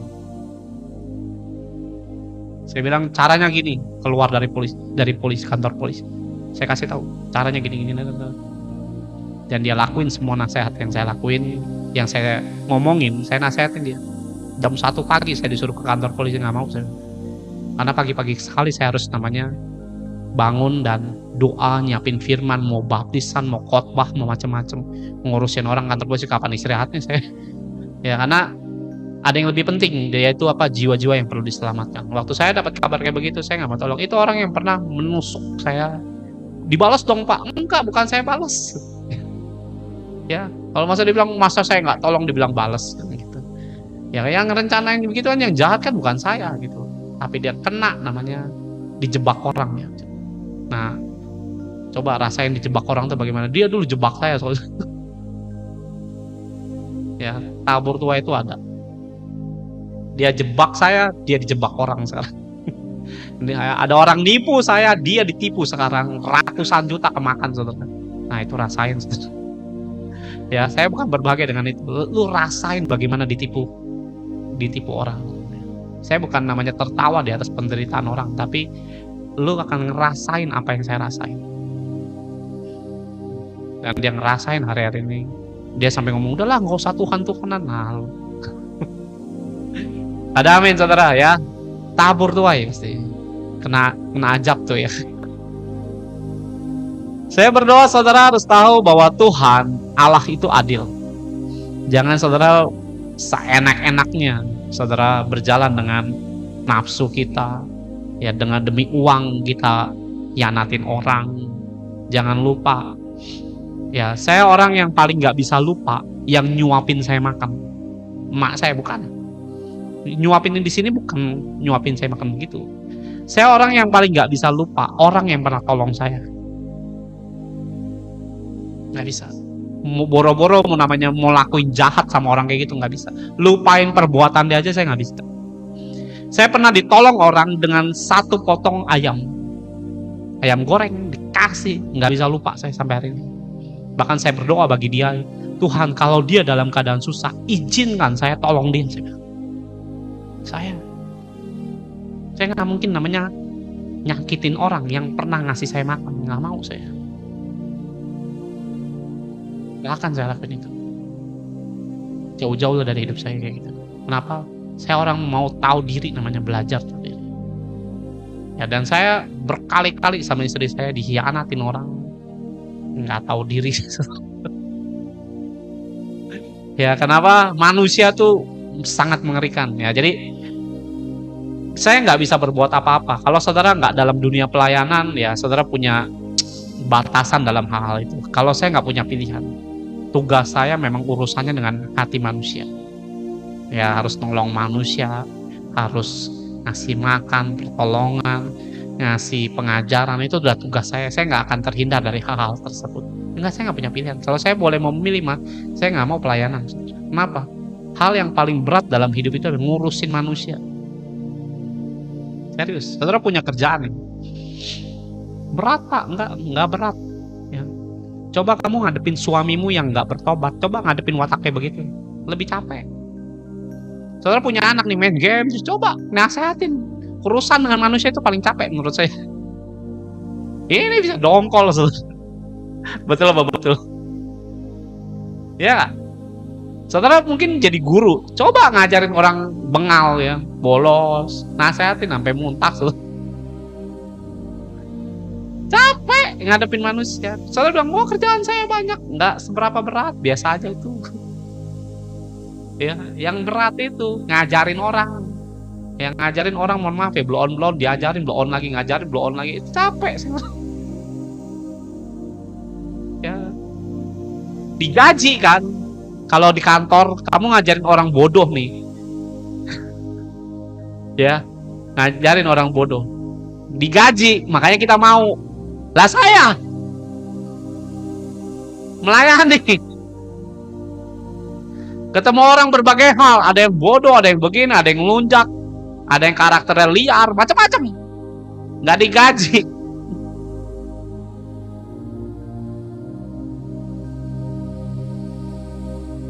Kalau diberkati, belum tentu dia berkati kita kok, ditinggal malah yang ada. Macam-macam. Nah, kalau saudara kerja masih penting. Ini ketemu karyawan, misalnya begitu saudara. Ya mau nggak mau saudara digaji, dapat duit. Lah saya sama istri saya gaji dari mana saudara? Dari Hong Kong. Ya harus layanin itu. Tapi kelak saya percaya ada upah ilahi dari sorga saudara. Amin. Ya, belajarlah saudara itu menguatkan hati kita hari-hari ini dengan Tuhan, supaya saudara itu bisa belajar dengan Tuhan apa yang Tuhan mau bawa dalam kehidupan saudara. Pak, kenapa Pak kita perlu mempersiapkan? Ada banyak orang tidak mempersiapkan diri, saudara nggak akan terbuka berkat Tuhan. Saudara butuh pekerjaan mungkin, saudara butuh namanya kehidupan ekonomi yang bisa diberkati. Saudara mungkin namanya pengen namanya hutang bisa lunas. Saya pengen Pak punya suami, punya istri, punya anak. Tanpa persiapan rumah tanggamu kacau saudara. Saudara tahu punya anak itu juga punya tanggung jawab. Siapa yang akan merawat anakmu? Kasih istri saya. Tanpa persiapan kamu akan bertengkar. Makanya hidup kita perlu dipersiapkan. Kalau tanpa persiapan, saudara nggak bisa namanya menikmati atau namanya dipercaya orang. Kemarin saya kasih contoh. Kemarin pemain musiknya waktu saya khotbah begini, pemain musiknya itu adalah kontraktor. Nah saya percaya namanya orang kontraktor ya harus belajar namanya menghitung, mempersiapkan namanya hitungannya, baik gambar, layoutnya, ya namanya desainnya, mungkin Saudara harus tahu pasir itu sekian, harga berapa, batu bata gimana yang bagusnya, strukturnya bagaimana, tiangnya di mana, ukurannya ada berapa, mau lebar panjangnya seperti apa, itu semua harus ada persiapan dalam namanya teori. Ya, kemarin kebetulan pemain musiknya kontraktor. Nah, kalau kontraktor nggak siap, melukis saja nggak bisa, saudara. Suatu hari mungkin kalau ada orang datang, tolong bikinin saya gedung, ya bikin kantor, pengacara, saudara gambar seenaknya, terus digambar semua, pas dilihat tuh jadinya warteg, gambar warteg, saudara, bukan gambar kantor. Kenapa? Nggak ada persiapan. Nah, saudara kok kuliah, sekolah buat apa? Mempersiapkan diri, ngapain? Ngadepin kehidupan. Nah, saudara pengen berkat Tuhan, ya persiapin. Ada banyak orang penakut. Kamu takut. Belajar. Oh, ini harus dikalahkan, harus dikuatkan hati kita. Jangan terus-terusan hidup dalam ketakutan. Mau denger firman kayak apapun, tegurannya cuma satu, takut nih. Malas nih, pemalas nih. Ditegur lagi pendeta yang lain, pemalas. Kenapa? Yang ngomongnya orang bisa beda-beda, karena Tuhannya satu, Yesus Kristus. Tuhan pakai semua orang-orang di sekitar kita. Ngapain? Ini terlalu bawel dan terlalu cerewet. Ntar orang lain, ini bawel nih, datang nih teman anakmu, malu cerewet deh. Saudara beli bakso, ya, saya mau pakai bihun, pakai seledri, pakai bawang goreng, baksonya harus belah miring. Ya, kuahnya harus 1 liter, pakai tetelan, pakai ini. Tukang bakso bilang, cerewet tuh. Ya, Tuhan pakai tukang bakso, ngapain tegor, bawel.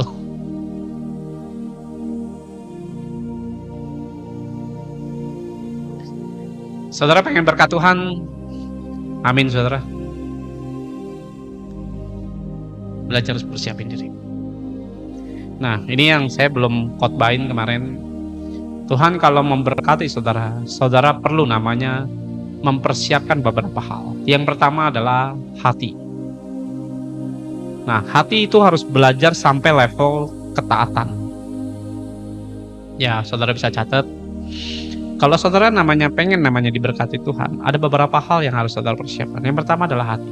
Kenapa, Pak? Harus percaya, Pak? Ya, enggak. Levelmu harus masuk dalam level ketaatan, bukan percaya. Karena percaya itu cuma dasar. Makanya di dalam Ibrani 11 ayat yang pertama, iman itu dasar. Baru level pertama. Jangan bangga cuma bilang, oh, I believe. Ya Allah. Ya, semua orang Kristen kalau kamu tanya percaya semuanya. Ketaatan, belum tentu orang Kristen punya ketaatan.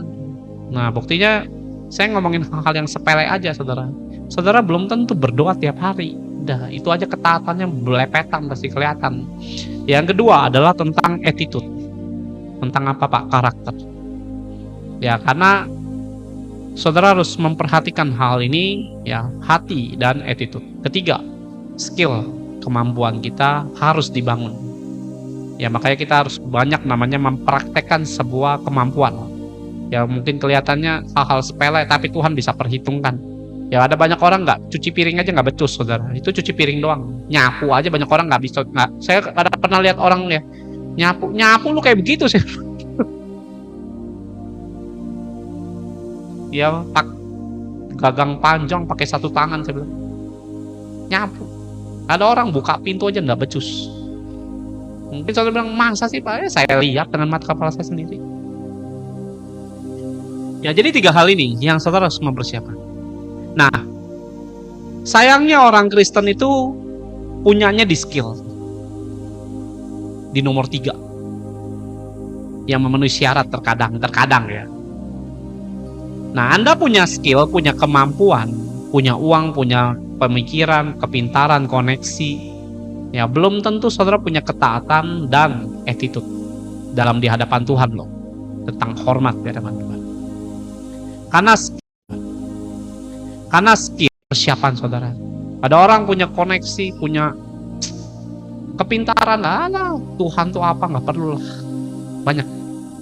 Nomor 3 ini paling ngerusak nomor 1 dan 2. Nah, kalau saudara punya kemampuan kayak saya nih, sekarang saya punya kemampuan dalam berkhotbah. Saya punya skill itu sekarang. Dari mana Pak? Dari Tuhan. Karena cara hati saya dan sikap saya di hadapan Tuhan yang membuat saya punya kemampuan itu. Tuhan ngurapi saya. Tapi jangan merasa saya bisa khotbah, ya. Lupa dengan keintiman saya. Karena ini bisa ngerusak hati saya dan attitude saya di hadapan Tuhan. Ya, ada amin saudara. Nah, yang saya mau sampaikan adalah, ya kalau Anda punya namanya nomor 1, ya doanya rajin. Nomor 2, attitude-mu mungkin bahasanya sopan. Shalom saudara-saudara yang dikasihi Tuhan. Ya mungkin gitu ya. Tapi kalau saudara nggak punya skill, kemampuan, saudara cuma hanya hidup, cuma menikmati pemeliharaan aja. Lihat janji Tuhan nggak akan. Karena janji Tuhan butuh skill, butuh kemampuan, butuh memanage. Ya. Nah kalau saudara punya skill, nggak punya hati terhadap pekerjaan Tuhan, nggak punya attitude di hadapan Tuhan, kamu akan kehilangan keselamatan walaupun kamu Kristen. Nah kalau nomor 1, nomor 2 kamu punya, nggak punya skill, ya saudara akan hidup biasanya dalam kemiskinan. Atau namanya cuman cukup aja lah. Itu paling maksimal ya itu aja. Tapi saudara nggak akan kehilangan keselamatan saudara. Jadi bagaimana Pak? 3 ini penuhi. Ada anugerah Tuhan yang kita perlu nikmati. 3-tiganya. Ya belajar soal ketaatan hatinya. Ya kalau Tuhan bilang kayak Yosua, kuatkan hatimu. Nah hatimu berarti nggak beres. Itu nomor 1. Kalau nomor 1 nggak kuat, saudara nggak bisa dibawa Tuhan. Nggak bisa. Ya attitude. Ini paling banyak orang Kristen jeleknya setengah mati. Termasuk tadi yang saya bicara. Pak minta duit Pak, Tuhan akan pakai Papa. Ya melalui tangan Tuhan, Bapak dipakai untuk menolong saya. Enggak, saya nggak terpengaruh dengan omonganmu. Sorry, nggak bisa. God bless you. Langsung diem. Nggak ada ucapan lagi. Terima kasih Bapak. Ya, oh mohon maaf ya Pak, saya mungkin lancang. Bahasanya itu bahasa dewa saudara. Kenapa? Attitude-nya jelek. Nah orang-orang attitude ini tuh sangat-sangat amat mengerikan. Saya terlahir bukan dari orang punya attitude. Saya terlahir dari gaya khotbah saya, saudara bisa nilai sebenarnya bagaimana bahasa saya kurang bagus sebenarnya. Tapi mending sekarang dibanding dulu. Saya bahkan waktu bertobat, terima Yesus, ngomong sama Yesus apa ya? Lu gue. Kurang ajar saya sebenarnya. Saya orangnya nggak suka basa-basi. Saya orangnya nggak pernah namanya pengen tertutup rapih dengan pola berpikir bahwa bahasa yang baik, ya banyak juga yang nipu orang ternyata. Ya dibungkus dengan kelihatan bahasa-bahasa yang bagus. Saya bukan tipe orang kayak gitu. Saya orangnya nyablak aja kalau ngomong. Dan itu attitude saya jujur jelek. Kenapa Pak? Baru sadar. Maksudnya sadar akhirnya. Ya setelah saya belajar beberapa hal dalam firman Tuhan. Oh yang kayak gini nggak boleh lagi. Di dalam Efesus pasal 4, janganlah berkata kasar. Itu juga ada. Akhirnya saya rubah semua. Nah suatu hari saya masuk dalam kehidupan istri saya. Saya lihat istri saya punya keluarga, itu terpelajar. Saya boro-boro, saudara.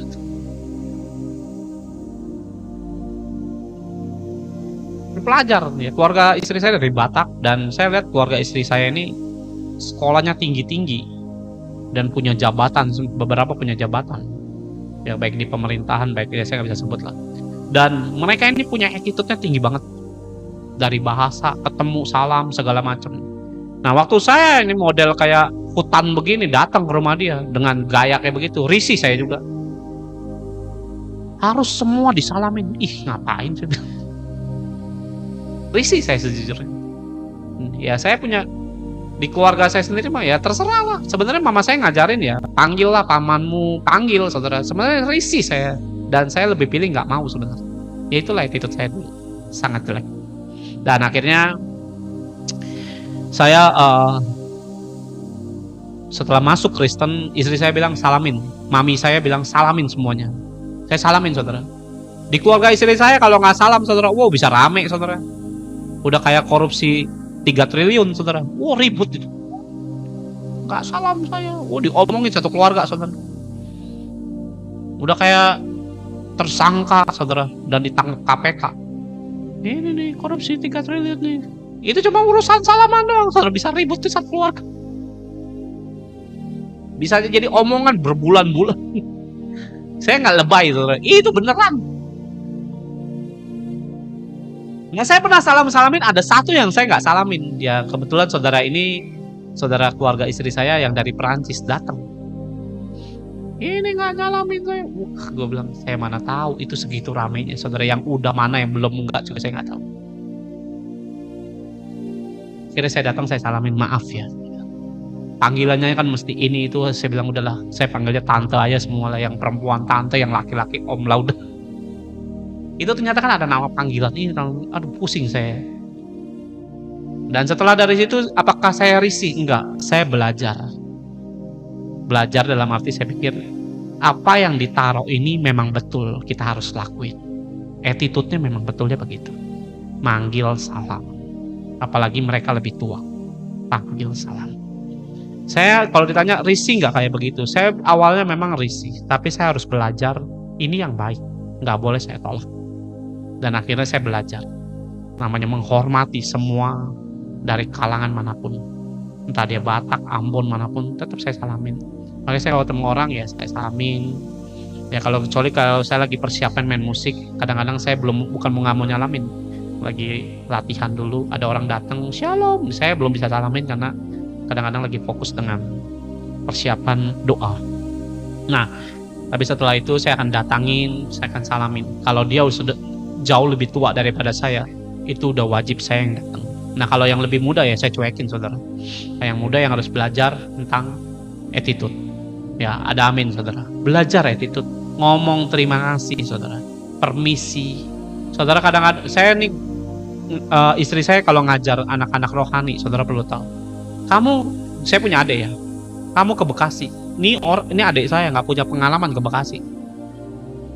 Istri saya ngomong, kalau lu punya mulut yang baik, dia bilang, berani nanya, berani ngomong, berani bilang terima kasih, kamu nggak akan nyasar kok. Pasti nyampe tujuan. Dan adik saya ya masih kecil, masih belasan tahun, bukan 20 tahun, saudara. Hari itu masih 15 tahunan. 14 tahun apa 15 tahun. Berangkat sendiri ke Bekasi. Kalau anak zaman sekarang pulang sekolah jemput, ya, nanti kenapa-napa, lebay, saudara. Adik saya berangkat sendiri. Kalau udah nyampe kabarin. Nah, kalau saudara perlu tahu, attitude kayak gini ini udah jarang. Nah, kelihatannya hal-hal yang kayak begini tuh nggak terlalu penting, padahal penting di hadapan Tuhan. Seiring namanya attitude kita ini dibangun. Ya, saya juga lagi kedatangan tamu dari Toraja. Ya, ini juga nggak ngerti. Diajarin sama istri saya, salam. Jangan cengengesan aja, manggil kayak gitu-gitu. Udah banyak orang tuh nggak ngerti. Orang-orang daerah belajar tentang attitude di hadapan Tuhan. Nanti kalau Tuhan lihat bahwa ini udah waktunya, udah siap, saudara akan diberkati Tuhan. Nah, dalam persiapan namanya diri kita, kadang-kadang kita bosen. Ya, saudara harus kuat. Kadang-kadang kita jenuh. Kita ini bisa namanya, aduh gua ngapain di sini. Kadang-kadang nggak tahu, saudara, diletakin Tuhan itu buat belajar tentang hati, attitude di dalam hidup saudara, dan skill, kemampuan. Minta Roh Kudus tuh ajarin. Jangan saudara bilang, tolong Tuhan berkati. Tanpa persiapan mana bisa diberkati. Contoh ya, seandai kata saudara ikut saya, mau diberkati, ayo sini tak kasih uang 1 juta. Misalnya begitu, saudara. Ini contoh ya. Tak kasih 1 juta. Ya, saya cuma butuh waktumu 2 jam aja. 1 juta. Sini datang. Waktu datang saya bilang, ayo khotbah.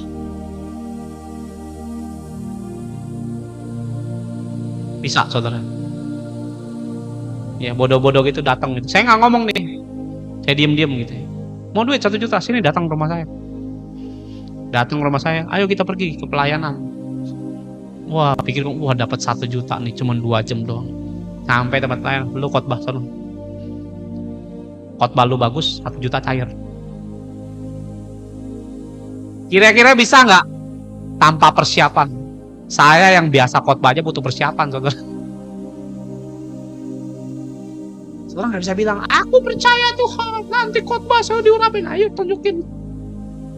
Nggak bisa, saudara. Saudara harus punya persiapan. Ya, nanti waktu saudara udah ini berjalan dengan Tuhan, ya nomor 1, nomor 2, nomor 3. Nomor 3 ini nggak akan kepakai lagi soal skill. Kenapa? Kalau kamu sudah sangat diberkati Tuhan, nomor 3 ini kamu nggak perlu lakuin. Kenapa? Nomor 1, nomor 2 ini penting. Kenapa? Hikmat Tuhan itu muncul. Salomo ngapain?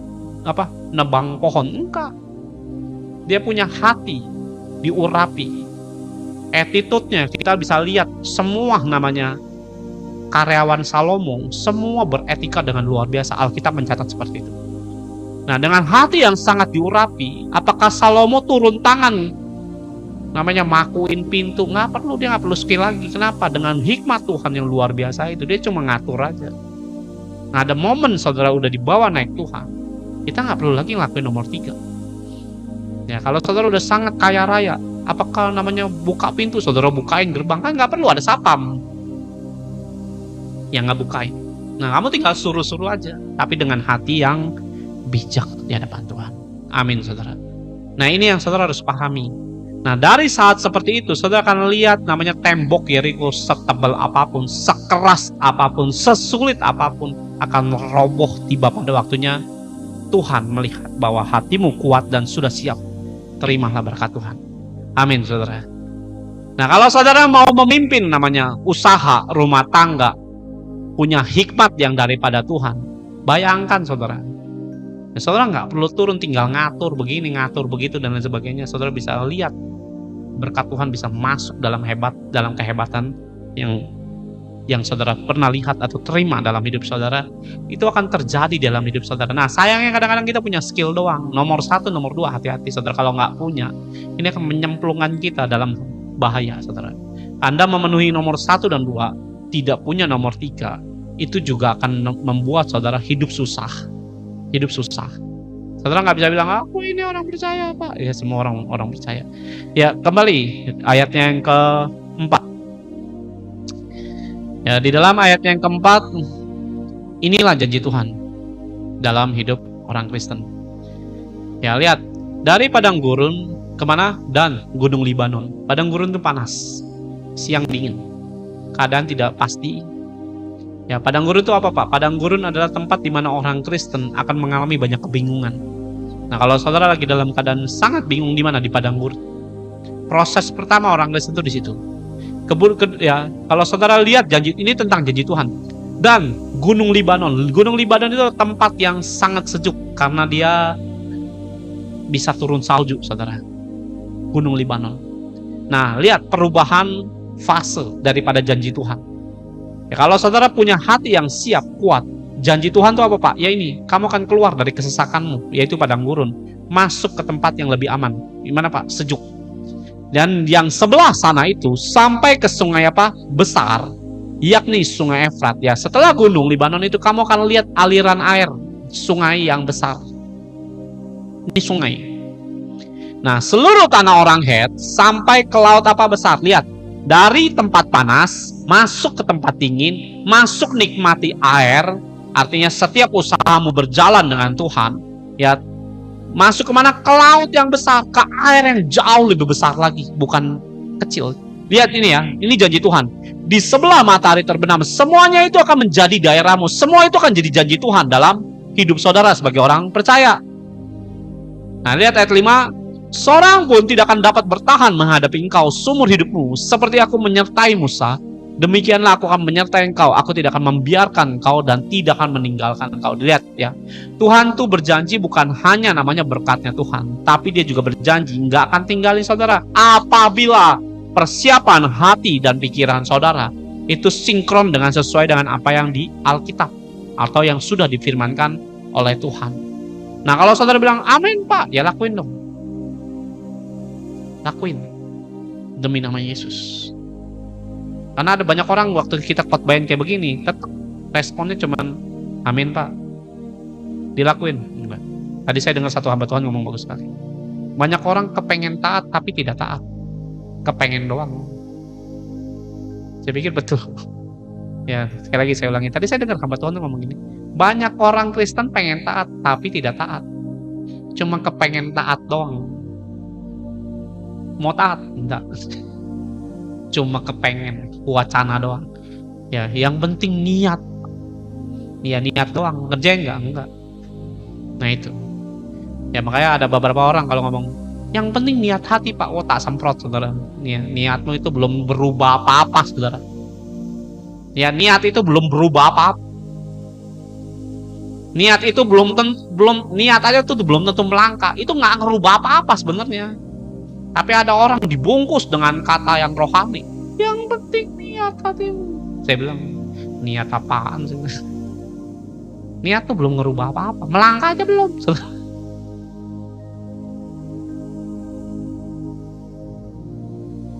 Nah, saya berdoa tuh saudara harus paksa saudara sampai itu saudara kerjakan dan dijumpai Tuhan dalam ketaatan. Ada amin saudara.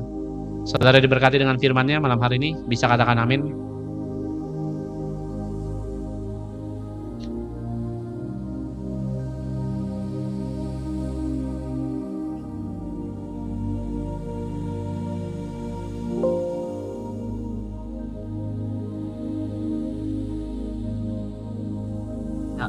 Khotbah hari ini tentang namanya saudara harus mempersiapkan hati saudara untuk bisa nikmati pertolongan dan berkat Tuhan.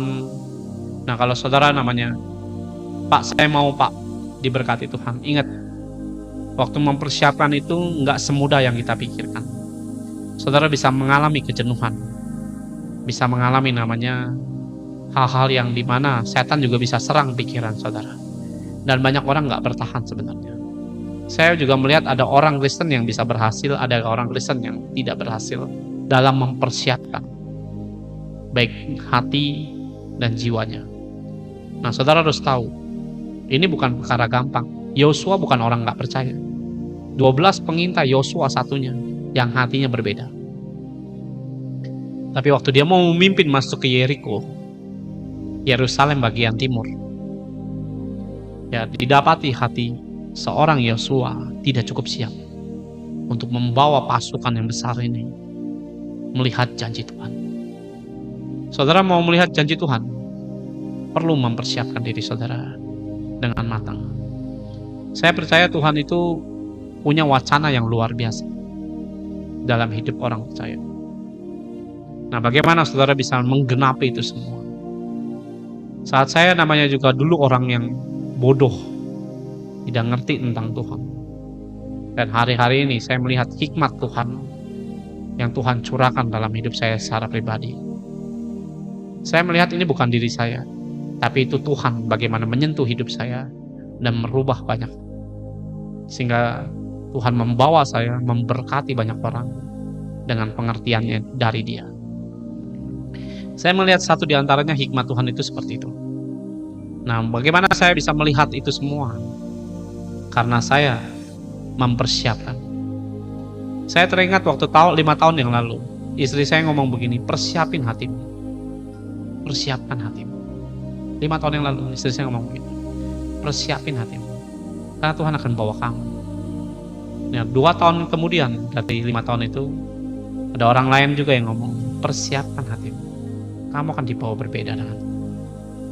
Nah, di depan saya akan dibawa bagaimana lagi, saya cuma butuh persiapan. Bagaimana Tuhan nanti akan membawa kehidupan saya masuk fasenya Tuhan, langkah demi langkah. Kalau saya bisa mengalami ini, saudara juga bisa mengalami hal yang serupa. Tapi kalau saudara cuma jadi orang Kristen yang monoton, dikhotbahin kayak apapun, tetap nggak ada namanya pergerakannya, pengertiannya cuman ya, thank you Tuhan. Ya, Tuhan sampaikan begini saudara, semakin kamu tahu firman, tuntutannya makin tinggi. Saya ulangin ya, ini yang Roh Kudus sampaikan, bukan saya. Semakin kamu tahu firman, tuntutannya makin tinggi. Nah, semakin tinggi itu, kalau kamu nggak melakukan, bahaya buat kamu. Buat kekristenan saudara itu bahaya. bukan hal yang malah enak, bahaya. Karena itu saudara harus bisa namanya bergerak, bikin wacana, bikin agenda, bikin rencana apa yang saudara mau kerjakan bagi nama Tuhan, dan persiapinlah hal-hal yang matang. Ada banyak hal yang gak terduga Tuhan bisa siapkan di depan, termasuk bukan hanya berkat, tapi didikan Tuhan yang kadang-kadang sulit bisa dimengerti. Saya waktu ikut Tuhan ya, lewat istri saya bimbing saya untuk mengenal Tuhan. Ada banyak saya itu berontak sebenarnya. Kenapa? Karena nggak make sense dengan otak saya. Saya berpikir mana mungkin kayak gini, mana mungkin, mana bisa, mana mungkin, mana bisa, mana mungkin. Masa iya? Itu selalu jadi pertanyaan saya. Kenapa? Karena saya orang yang berlogika, saudara, dan itu banyak pertanyaan di pikiran saya, sehingga saya tuh sulit mengikuti Tuhan tuh dengan mulus. Banyak gejolaknya ya. Naik turunnya saya ngalamin. Makanya saya ngelihat bahwa orang yang nggak ngelakuin dan yang berontak kehilangan berkat. Kenapa Pak Bapak bisa ngomong gitu? Karena saya juga dulu begitu. Kehilangan banyak berkat. Dan saya nggak lihat janji Tuhan dalam hidup saya dengan seenak-enaknya hidup saya. Saya nggak lihat itu semua. Dan banyak yang batal setelah berkat-berkat Tuhan. Karena apa? Ulah saya sendiri. Jangan dipikir bahwa itu ulahnya Tuhan, bukan. Ulah yang saya jalanin. Karena apa? Terlalu bodoh saya waktu itu. Nah, saya berdoa saudara harus tahu firman Tuhan bisa memberkati hidup saudara apabila saudara itu jadi pelaku dan mau belajar dengan Tuhan. Yang percaya katakan amin saudara. Terima kasih, ini khotbahnya. Ya, saudara yang rindu bisa memberkati pekerjaan Tuhan di Hineni Ministry, saudara bisa memberikan persembahan, biar persembahan saudara itu saudara bawa, ya doakan dulu dan jadikan korban di hadapan Tuhan yang harum di hadapan Tuhan. Terima kasih Tuhan, kami berdoa Bapa, persiapkan kami Tuhan satu persatu. Thank you Tuhan. Thank you Tuhan. Yesus akan segera datang. Yang siap diangkat. Thank you Roh Kudus. Sekali lagi, Yesus akan datang. Yang siap akan diangkat. Yang tidak siap akan ditinggal. Itu firman buat kita malam hari ini. Mari Roh Kudus, jamah kami Tuhan. Keras kepalanya kami, robohkan semua dalam nama Yesus. Kami terima Bapa, yes Lord, hati yang baru, jiwa yang baru, terimalah dalam nama Yesus. Terimalah dan persiapkanlah dirimu. Persiapkan. Yang siap, sekali lagi ya Tuhan sampaikan, akan melihat kerajaan surga. Terima kasih Tuhan. Biarlah Bapa kesiapan kami ya Tuhan, Engkaulah Bapa yang rencanakan dalam hidup kami. Terima kasih Roh Kudus, Kau Allah yang ajaib. Biarlah tegori setiap kami ya Tuhan. Baik Bapa, hidup kami yang belum siap secara hati, sikap kami di hadapan Engkau. Terima kasih Tuhan. Dalam nama Yesus, biar meterai Tuhan turun pada malam hari ini, memproteksi semua kehidupan kami dengan ilahi. Dalam nama Yesus. Yang percaya katakan amin, amin dan amin. Tuhan Yesus memberkati.